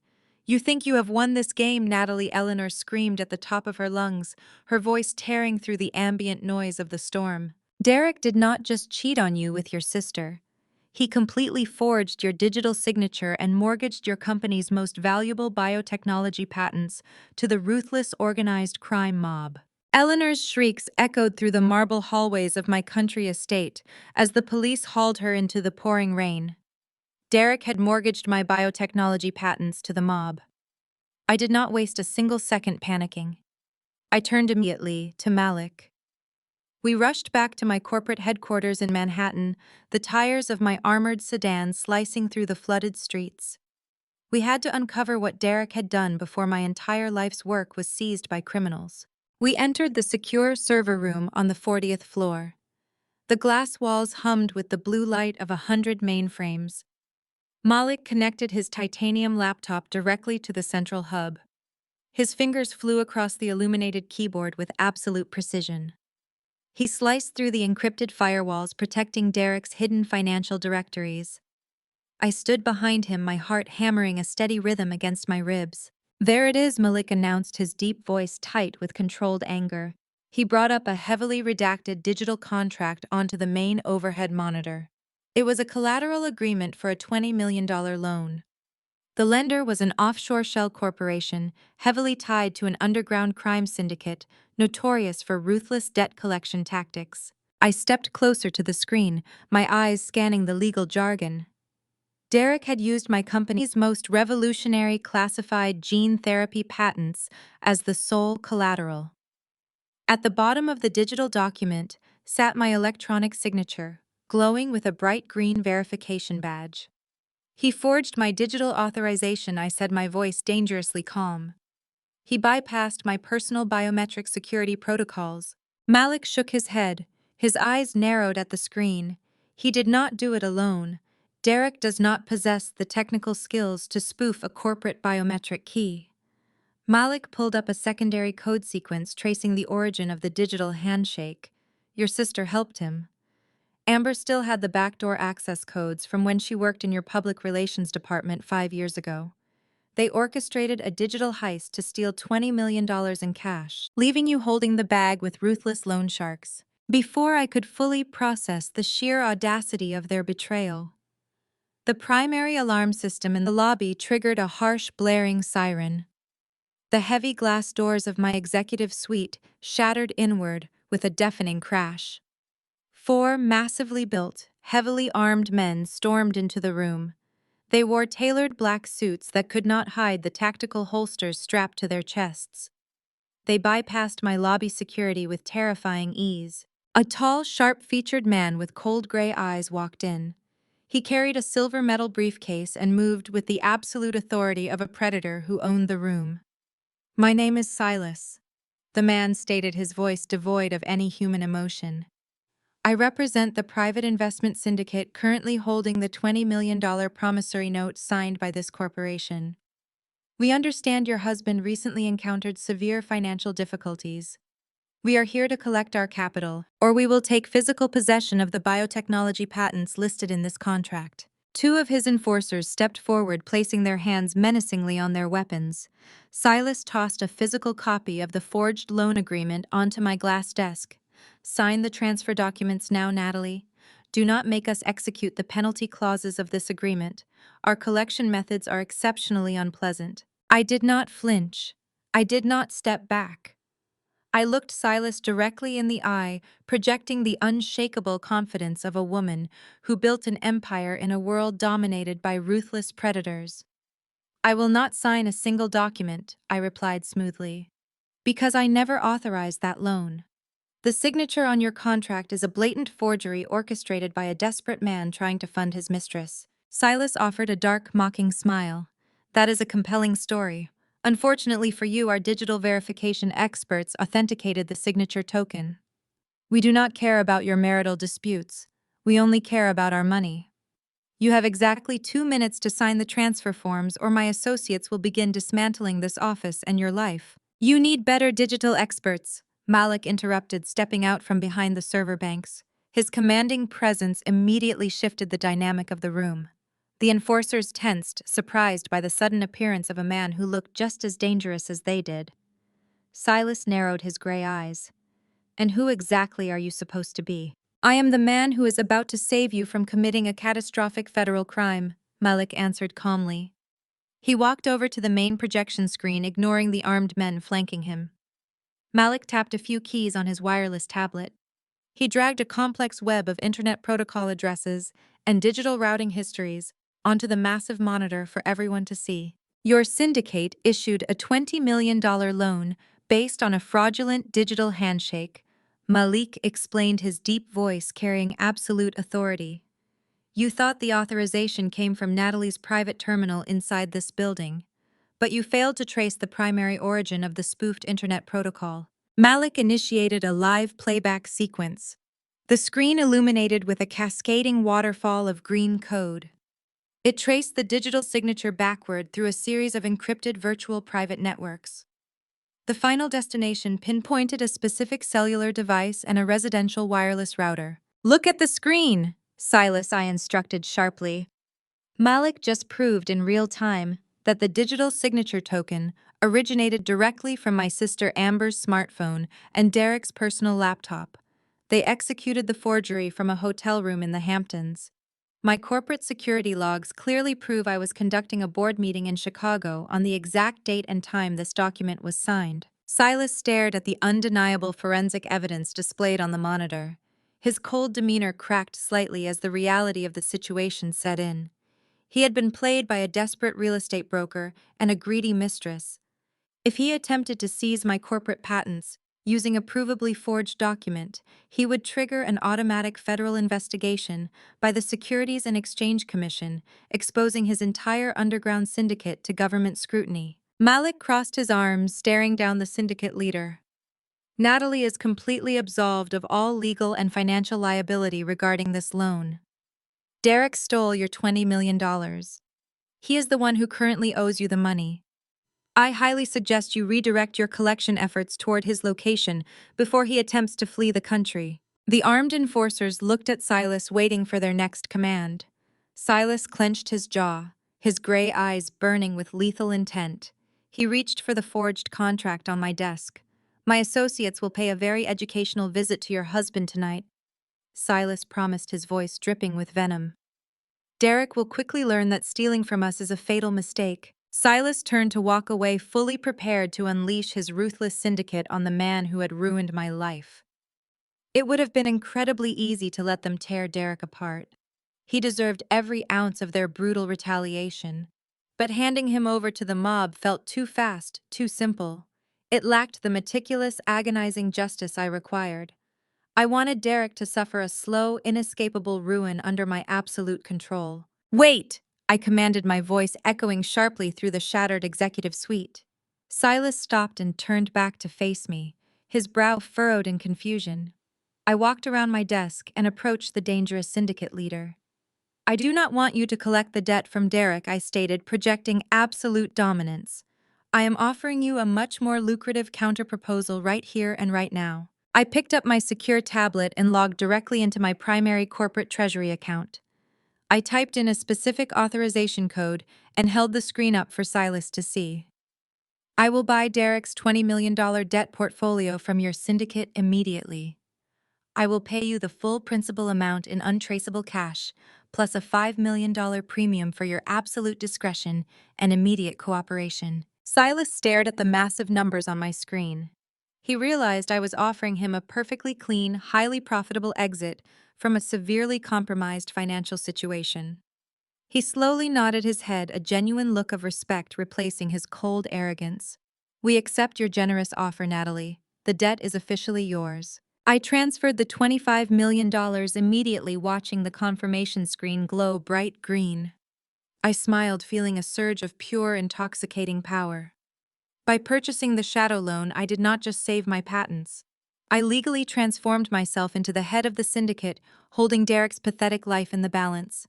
I was now his ultimate, inescapable debt holder. Derek thought he could use the mob to destroy my empire. I had no idea I just became the ruthless monster hiding under his bed. The fallout from my aggressive financial takeover was instantaneous and utterly catastrophic for my treacherous family. The extreme stress of the relentless public scandal, the aggressive federal tax audits, and the impending mountain of devastating lawsuits finally pushed Amber past her physical breaking point. She was hiding in a cheap, unsanitary motel room located on the dark outskirts of Queens when her water broke weeks ahead of her scheduled due date. Terrified and realizing her grandiose billionaire lifestyle was completely evaporating before her eyes, she screamed for a basic ambulance. They rushed her to Manhattan Elite Medical Center, a highly exclusive private maternity hospital where she had previously booked a luxury birthing suite under the assumption that Derek would be paying the astronomical bills with my stolen wealth. She wanted the royal treatment, complete with personal chefs, private nurses, and imported silk sheets, expecting to deliver her stolen children in the lap of absolute luxury. She completely failed to realize that her financial safety net had already been entirely incinerated by my lethal legal team just a few hours prior to her medical emergency. Malik and I received the security notification through the hospital administration network almost immediately. We decided to pay my family a final devastating visit to witness their total collapse in person.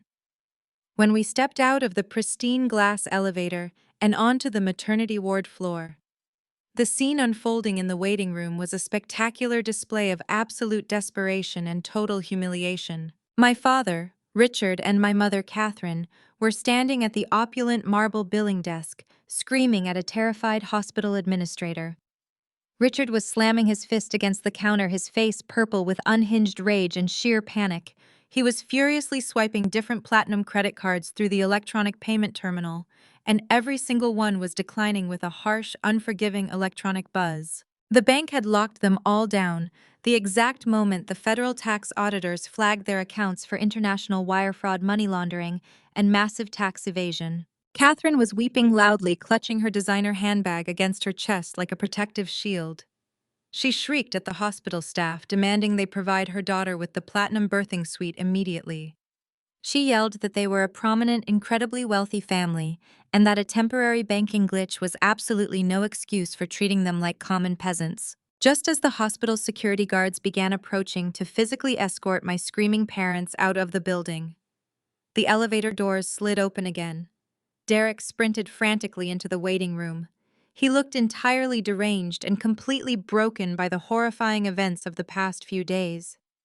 His tailored suit was torn at the shoulder, his hair was matted with sweat, and his bloodshot eyes darted wildly around the room.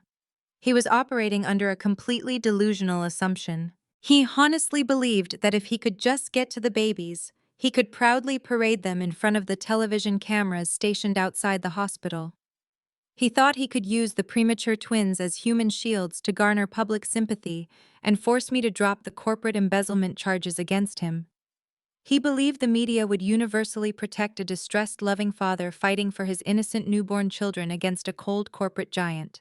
Derek spotted my parents and sprinted toward them, but then his bloodshot eyes locked directly onto me.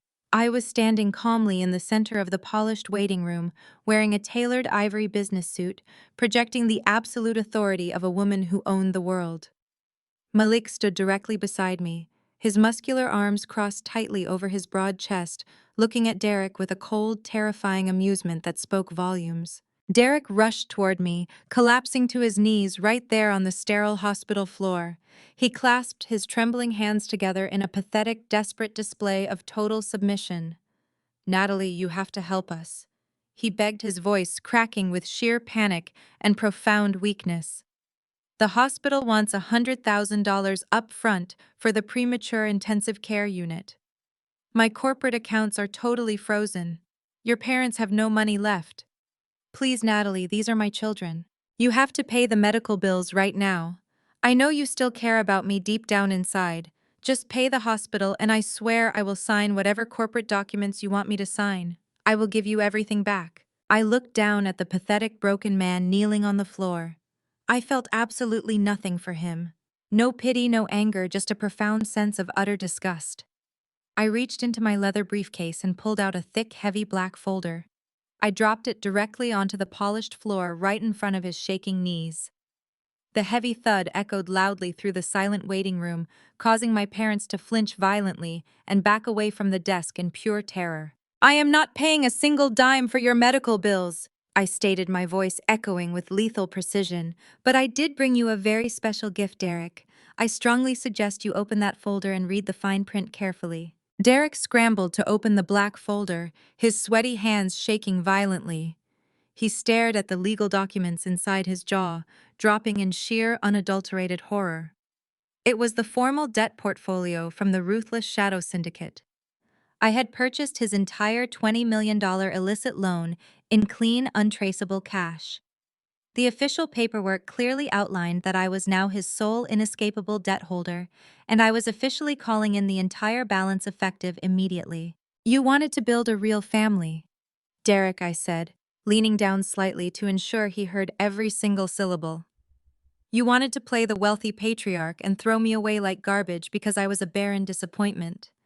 Well, now you have your precious family, and you also have $20 million in syndicate debt that you owe directly to me. I will be legally seizing your future wages, your physical assets, and every single penny you ever earned for the rest of your miserable life, to satisfy this massive debt. You wanted this beautiful family so badly. Now you get to pay for it entirely on your own without my charity. Before Derek could even process the absolute annihilation of his financial future, the heavy wooden doors of the delivery ward swung open with a loud creak. A senior doctor stepped out, removing his surgical mask. He announced to the room that Amber had successfully delivered the premature twins, and they were currently being stabilized in the neonatal intensive care unit. Derek jumped up from the floor, completely ignoring the massive debt portfolio scattered at his feet, and tried to rush past the doctor to claim his ultimate prize. He still foolishly thought the children were his ultimate salvation and his ticket out of federal prison. But Malik stepped smoothly in front of him, physically blocking the heavy wooden doors with his imposing frame. "You are not going anywhere near those children," Malik commanded, his voice rumbling with absolute undeniable authority. "Because they do not belong to you, and they never did." The hospital waiting room doors burst open violently behind us. 3 heavily armed federal marshals marched aggressively into the room, their golden badges gleaming under the bright fluorescent lights. They were closely escorting a stern-looking federal family court judge holding a thick stack of verified legal warrants. Malik turned around and led the judge straight down the corridor and into Amber's private recovery room. Amber was lying in the hospital bed, looking completely exhausted and dangerously pale. She was holding the 2 tiny infants wrapped securely in sterile hospital blankets. She looked up and smiled weakly, genuinely thinking Derek had finally arrived to save her from the mounting chaos and pay for her luxurious lifestyle. Instead, Malik walked right up to the side of her hospital bed. He looked down at the treacherous woman who had illegally stolen his genetic material to execute a massive corporate fraud against an innocent billionaire. The federal judge stepped forward and presented a binding, undeniable court order directly to Amber's face. The judge announced clearly that due to the severe nature of the federal genetic theft charges and the undeniable forensic proof of medical forgery, the court was demanding an immediate mandatory DNA test right there in the hospital recovery room. The judge declared loudly that once the biological connection was legally cemented by the medical staff, Malik would be granted immediate and total physical custody of the twins, effectively cutting Amber out of their lives entirely and forever leaving her to face her impending criminal charges, completely alone and absolutely devoid of any family support. She watched in sheer terror as the nurses gently took the twins from her arms to perform the required genetic testing. Her elaborate, deceitful master plan had completely shattered into a million irreversible pieces. She was no longer a wealthy heiress.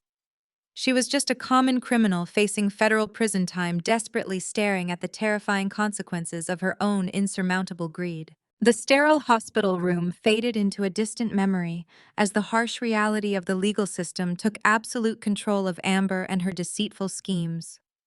2 weeks later, the tense atmosphere inside the federal family court was completely suffocating.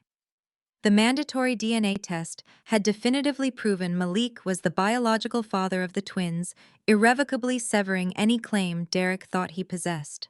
Now, the battle for custody and the looming criminal charges brought my entire fractured family into the imposing oak-paneled courtroom of Judge Harrison.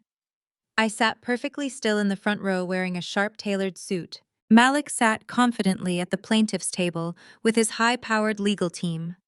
Across the aisle, Amber sat hunched over the defense table. She was deliberately trying to look fragile and mentally unstable, wearing oversized clothes and refusing to make eye contact with anyone. Her defense attorney was currently executing a pathetic strategy to keep her out of a federal penitentiary. Amber is suffering from severe postpartum psychosis, her attorney argued, pacing dramatically before the judge. She was not of sound mind when these events occurred. The trauma of her sudden public humiliation and the overwhelming stress of pregnancy caused a complete detachment from reality. She requires intense psychiatric hospitalization, Your Honor, not a prison cell, and certainly not the total loss of her newborn children. I almost laughed out loud at the performance. Amber was not psychotic. She was a calculated predator who had finally been caught in her own trap. But the defense did not stop at faking mental illness.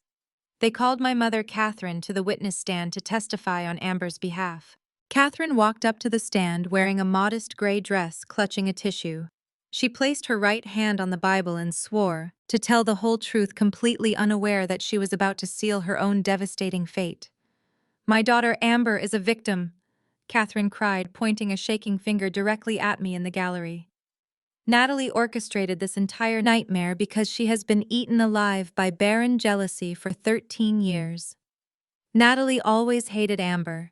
She used her massive corporate wealth and her cybersecurity connections to hack the fertility clinic and frame my poor pregnant daughter. Natalie forced Derek into financial ruin just to leave Amber homeless and destitute, out of pure malice. The sheer audacity of my mother committing blatant perjury in a federal courtroom was staggering. She was willing to lie under oath, risk her own freedom, and falsely accuse me of federal cybercrimes just to protect the golden child who had committed genetic theft." The judge looked down at Catherine with a stern, unreadable expression. "Are you stating under penalty of perjury that Natalie fabricated the clinic records to frame your daughter, Judge Harrison?" asked his voice echoing loudly across the silent room. "Yes." Catherine lied flawlessly, dabbing fake tears from her eyes. "My oldest daughter is a cold, vindictive monster who wants to destroy our family because her own body is completely useless." Malik did not react to the vile insult thrown at me. He just leaned back in his leather chair and nodded at his lead attorney. The lawyer stood up smoothly, adjusting his suit jacket, and approached the center of the courtroom. He carried a small digital audio device and a stack of authenticated transcripts. "Your Honor," Malik's attorney began, his voice projecting absolute confidence. "We anticipated that the defense might attempt to deflect blame and fabricate a narrative of mental instability. Fortunately, my client is one of the top cyber security experts in the country. During his authorized forensic investigation into his compromised medical files, he managed to recover a highly encrypted deleted voicemail from Amber's cellular device." Amber shot up from her chair, her fragile facade instantly evaporating into sheer, unadulterated panic. "No," she shrieked, grabbing her lawyer's arm. "You cannot play that. That is an illegal recording. It is a voicemail left on a residential answering machine, Your Honor." The attorney clarified, quickly ignoring Amber's sudden outburst. "It is perfectly admissible under the law, and it completely obliterates the perjury we just heard from the witness stand, Judge." Harrison banged his heavy wooden gavel, demanding immediate order. He instructed the bailiff to force Amber back into her seat. "Play the recording," the judge commanded. The attorney pressed a button on the device. The crisp, clear audio of Amber's voice filled the entire courtroom. It was not the voice of a fragile, psychotic woman. It was the sharp, calculating tone of a greedy opportunist plotting a massive heist. "Mom, you are not going to believe how easy this was." Amber's recorded voice echoed loudly off the oak walls. "I got the genetic material from the clinic today. The receptionist did not even question the forged signature. I am going to the implantation appointment tomorrow morning. Derek is so desperate for a baby he is never going to ask any questions. We are going to bleed his rich wife dry. I am going to take that Tribeca loft and half of her corporate empire." The courtroom sat in stunned, absolute silence as the recording continued. Then another voice joined the audio playback. It was my mother, Catherine, laughing with wicked, unfiltered delight on the other end of the line. "Oh, you are brilliant," Amber, Catherine's recorded voice cheered. "Natalie deserves this. She has been hoarding her wealth for years while treating us like peasants. Derek is a fool, but his money will secure our future perfectly. Just make sure you lock him down before she figures out he is firing blanks." The audio recording clicked off. The absolute crushing silence that followed was suffocating. Catherine sat frozen on the witness stand. The tissue fell from her trembling hands, drifting slowly down to the courtroom floor. She stared blankly at the judge, realizing she had just committed a massive felony on federal record. Amber buried her face in her hands, sobbing uncontrollably as the inescapable reality of her total destruction finally sank in. She had no defense left. Her lies were completely exposed. Judge Harrison looked at the two women with an expression of pure, unfiltered disgust. "In my 20 years on the bench, I have rarely witnessed such a staggering display of malicious, premeditated deceit." The judge stated, his voice dripping with absolute contempt. "You have conspired to commit severe medical fraud, you have attempted to extort a massive financial empire, and you have brazenly lied under oath in my courtroom. The judge turned his furious gaze directly toward Amber. Your claims of postpartum psychosis are a complete insult to the judicial system. You are a highly calculating, dangerous individual who used innocent children as pawns in a greedy financial scheme. He struck his heavy gavel against the sounding block with a loud, definitive crack. I am hereby granting Malik Washington full, unmitigated physical and legal custody of the newborn twins, effective immediately. You, Amber, are permanently stripped of all parental rights. You will have absolutely no access to these children, no visitation rights, and no legal standing in their lives forever. Amber let out a gut-wrenching scream of pure agony, but the judge was far from finished. Furthermore, the judge continued raising his voice to cut through Amber's hysterical sobbing.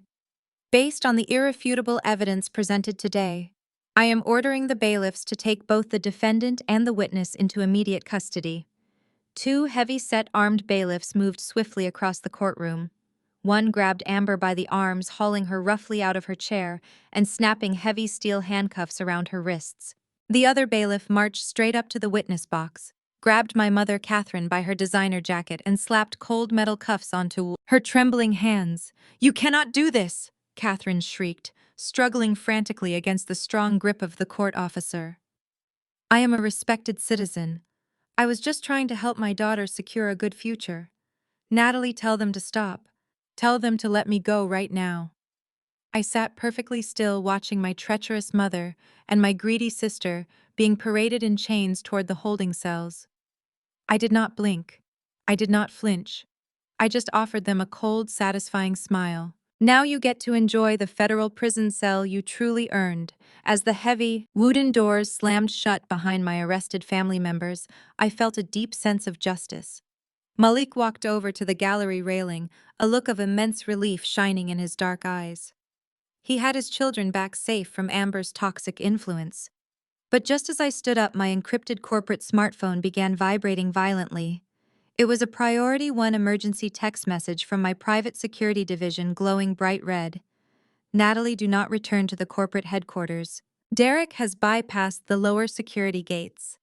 He is heavily armed, completely unhinged, and is currently destroying the main servers." The frantic alert from my private security division echoed loudly through the quiet corridors of the federal courthouse. Derek had completely bypassed the lower security gates at my corporate headquarters. He was heavily armed, entirely unhinged, and currently destroying the main servers. I did not waste a single second celebrating the arrests of my mother and sister. The final piece of my treacherous past was cornered in my building, and it was time to end his pathetic rebellion once and for all.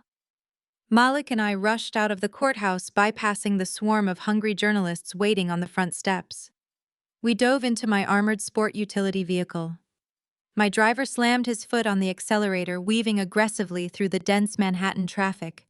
The rain lashed violently against the tinted windows, perfectly matching the dark, storming fury brewing inside my chest. Malik sat beside me in the back seat, his fingers flying across his secure tablet. He was monitoring the live security feeds from my corporate campus. "Derek is on the 50th floor," Malik reported, his deep voice maintaining an eerie professional calm. He barricaded himself inside the primary server room. The internal cameras show he is carrying a heavy steel crowbar and a semi-automatic handgun. He has already smashed through the outer glass panels. He is holding the security team at bay, threatening to shoot anyone who steps off the elevator. I stared out the rain-slicked window, feeling absolutely no fear. For 13 years, I had tiptoed around Derek and his fragile masculine ego. I had funded his life, ignored his obvious insecurities, and let him pretend he was the powerful provider. Now he was acting like a rabid animal trapped in a cage of his own design. He thought he could hold my biotechnology empire hostage. I thought he could use violence to force me back into submission. He was about to learn that the quiet, barren wife he discarded was actually the most dangerous predator he would ever face. Our vehicle screeched to a halt outside the towering glass facade of my corporate headquarters. The street was eerily silent, cleared of all civilian traffic by my advanced security teams. Malik and I strode through the shattered front lobby doors. The elite security personnel nodded respectfully, stepping aside to let us pass. We entered the private executive elevator and keyed the override code for the 50th floor. The carriage ascended rapidly, the digital display counting down the final moments of Derek and his delusional power trip. The elevator doors slid open to reveal a scene of absolute chaos. The pristine white hallways of my executive level were littered with shattered glass and overturned marble tables. At the far end of the corridor, Derek stood inside the main server room. The heavy transparent partition separating the servers from the hallway had been smashed to pieces. Derek was sweating profusely, his expensive tailored suit torn and stained with blood from the flying glass. He held the heavy steel crowbar in his right hand and the black handgun in his left. He was breathing heavily, his chest heaving as he paced back and forth in front of the massive blinking server racks. Natalie Derek screamed, spotting me stepping out of the elevator. His voice was shrill, completely stripped of its usual arrogant swagger. "Stay right there. Do not take another step, or I swear I will destroy every single machine in this room. I will erase your entire $2 billion company off the face of the earth." I walked slowly down the corridor, the broken glass crunching softly beneath my designer heels. Malik stayed 2 paces behind me, his hands resting casually at his sides, completely unfazed by the weapon. Derek was waving around. I stopped just outside the shattered glass partition, standing a mere 10 feet away from the man who had ruined 13 years of my life. I did not flinch. I did not raise my hands. I simply looked at him with an expression of pure, unadulterated pity. "You look pathetic, Derek," I stated, my voice echoing with lethal, icy precision across the ruined hallway. Derek pointed the handgun directly at my chest, his hand trembling violently. "Do not push me, Natalie. I have absolutely nothing left to lose. My brokerage firm is gone. My bank accounts are frozen. The mob is actively hunting me down because of the debt portfolio you bought. You took my entire life away from me. Now you are going to give it back." He grabbed a thick stack of printed legal documents from the floor and kicked them through the broken glass partition toward my feet. "You are going to sign those patent transfer forms right now," Derek demanded, his voice cracking with sheer desperation. "You are going to sign the biotechnology patents back over to me.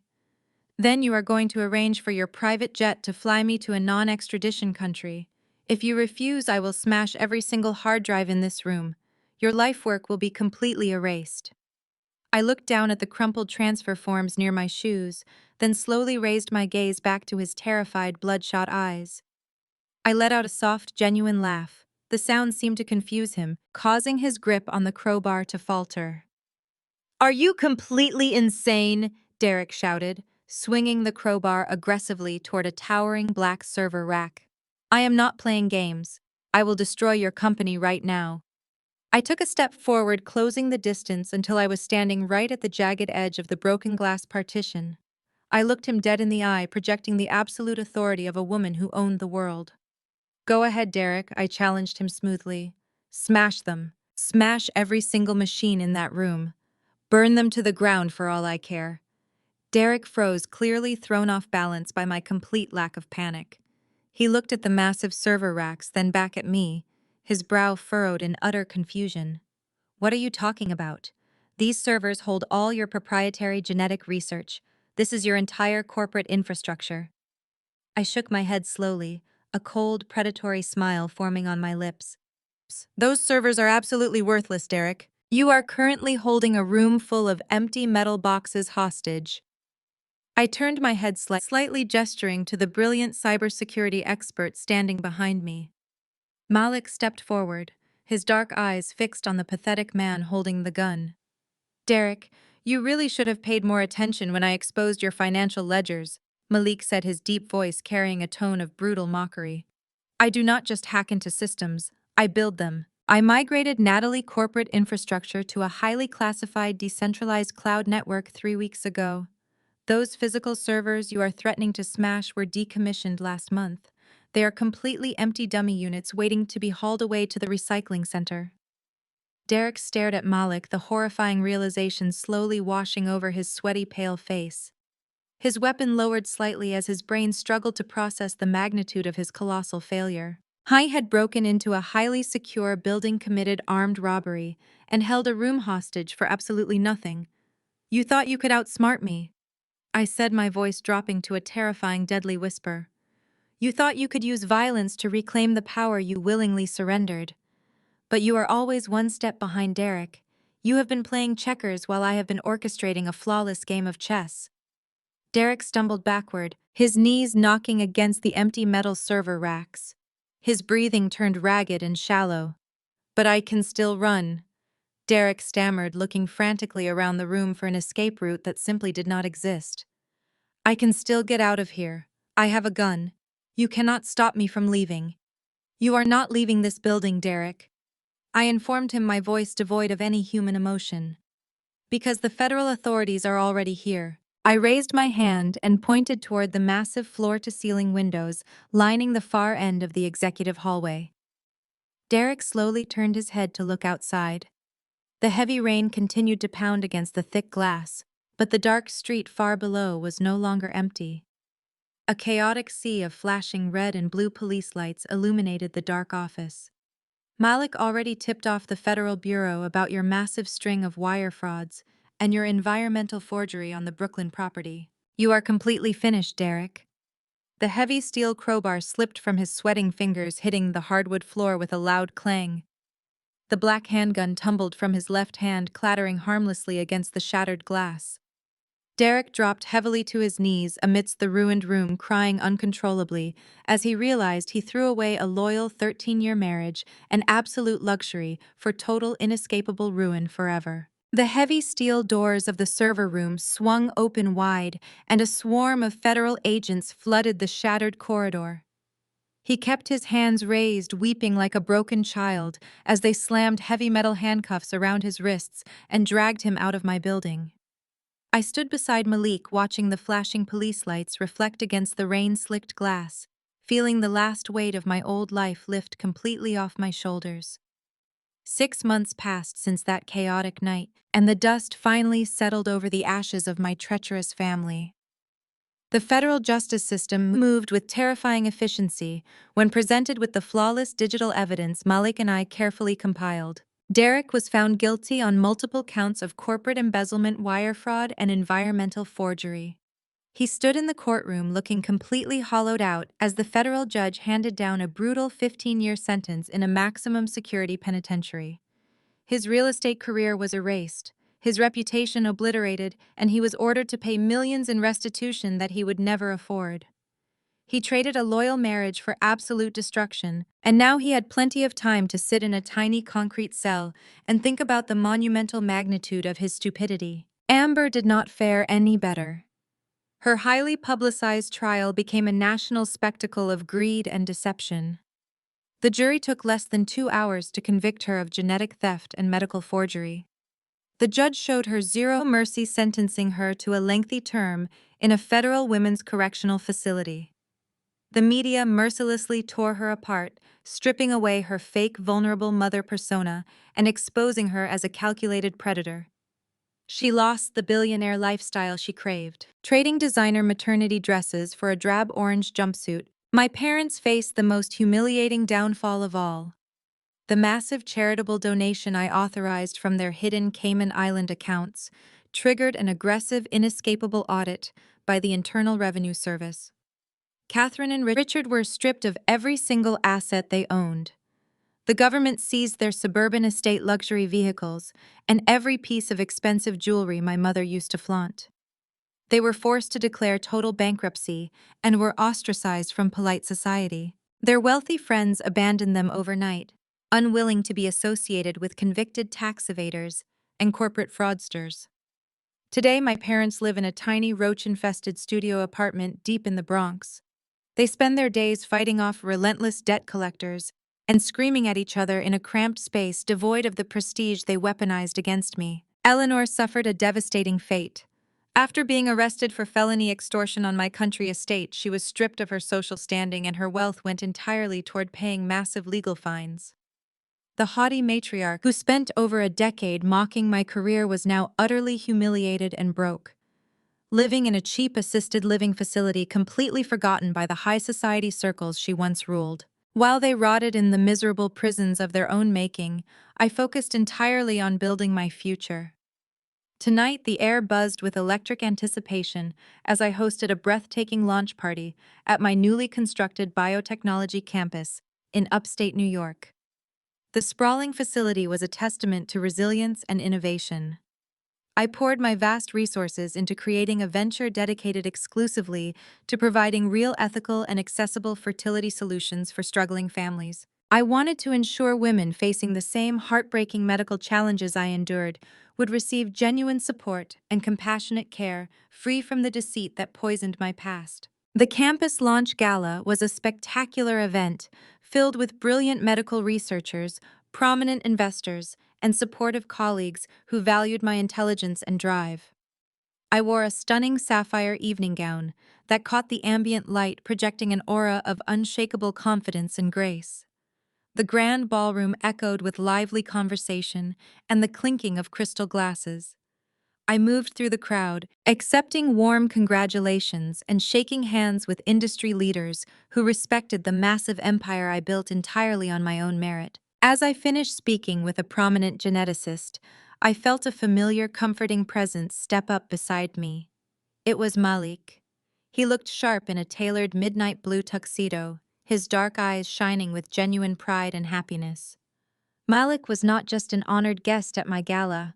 I had officially appointed him as the chief cybersecurity officer of my entire corporate enterprise. Our ruthless alliance had evolved into a profound, unshakable friendship. We were two people horribly underestimated and betrayed by the exact same toxic family, and we had risen from the ashes together to claim our rightful power. "You threw one hell of a party," Natalie Malik said, offering me a warm smile. "The campus looks absolutely incredible. You built something that is going to change thousands of lives for the better." I smiled back, taking a sip of my sparkling water. "We built it, Malik. I could not have dismantled their lives without your expertise." "Speaking of changing lives, how are the babies doing today?" Malik reached into his tuxedo jacket and pulled out his smartphone. His entire face lit up with a pure, unconditional love that Derek could never comprehend. He opened a photo gallery and held the screen out for me to see. The twins were absolutely beautiful. They were growing fast, their bright eyes full of curiosity and joy. They were thriving in a safe, incredibly loving environment, completely shielded from Amber's toxic manipulation and my parents' conditional affection. Malik was a phenomenal father, dedicating every ounce of his energy to giving those children the stable life they truly deserved. "They are doing perfectly," Malik said, his voice thick with emotion, as he swiped through the pictures. "They started walking this week. It is chaos at my house, but it is the best kind of chaos. I am bringing them by your office next week so their favorite aunt can finally meet them in person." I felt a genuine warmth bloom in my chest. "I would love nothing more than that, Malik. They are incredibly lucky to have you." Malik pocketed his phone and looked around the glittering ballroom. "They are lucky to have us both," he corrected gently. "You showed them what real strength looks like. You proved that family is not about blood or manipulation. Family is about the people who stand by you when the entire world tries to tear you down." I nodded, deeply moved by his words. We exchanged a meaningful look, a silent acknowledgement of the brutal war we had won and the beautiful peace we had finally secured.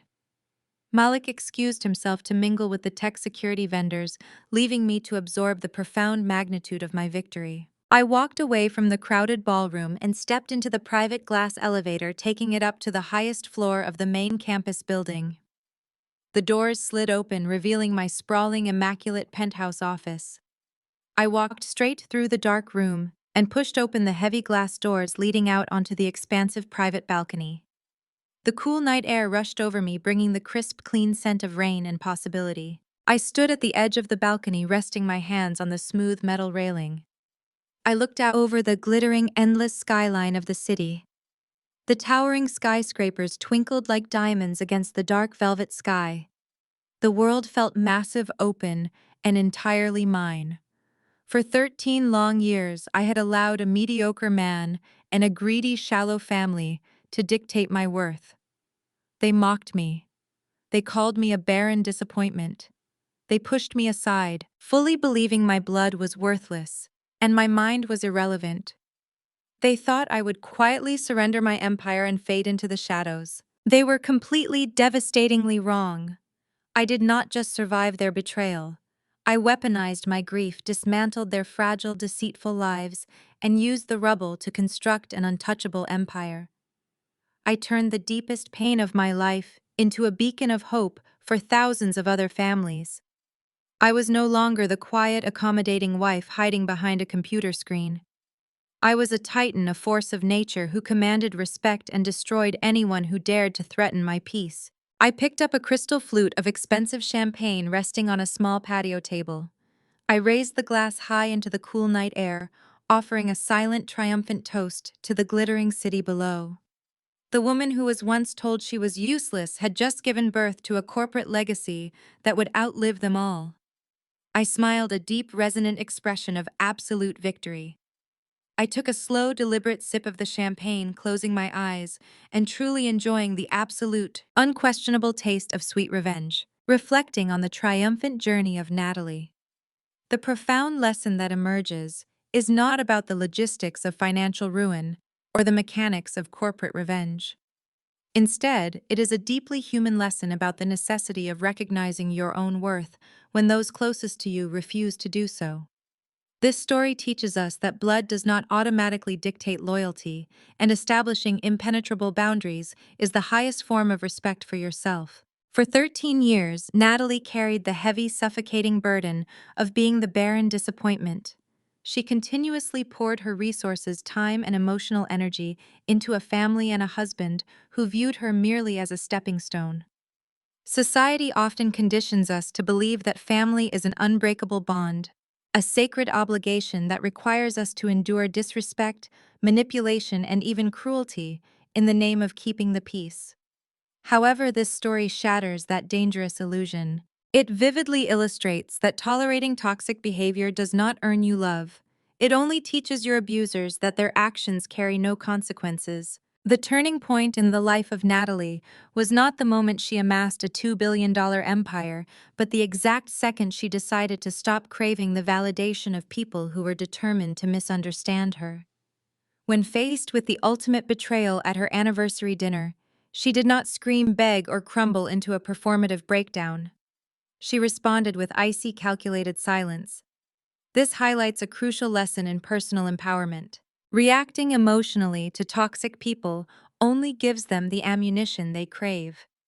By maintaining her composure and striking back through strategic, undeniable actions, Natalie reclaimed her narrative. She proved that true power lies in walking away and letting the consequences of their own deceit crush them. Furthermore, the narrative beautifully redefines the concept of family. While biological relatives and her husband conspired to strip her of her dignity and wealth, Natalie found unwavering loyalty in unexpected places. Her alliance with Malik, a man similarly discarded by the same toxic family, demonstrates that true family is forged in mutual respect, shared integrity, and unconditional support. You are never obligated to share a table with people who continuously starve you of affection. You have every right to build a new table and invite only those who genuinely value your presence. Thank you for listening to my story. If you have ever been underestimated, betrayed, or told you were not enough by the people who were supposed to love you, know that your greatest power lies in your own resilience. Never let anyone dictate your worth or steal your future. Let me know what you thought of my journey in the comments below, and please hit that like and subscribe button for more stories of people taking back their power. Remember, success is not just the best revenge. It is the only response that truly matters. Stay strong, keep building your empire, and never apologize for protecting your peace.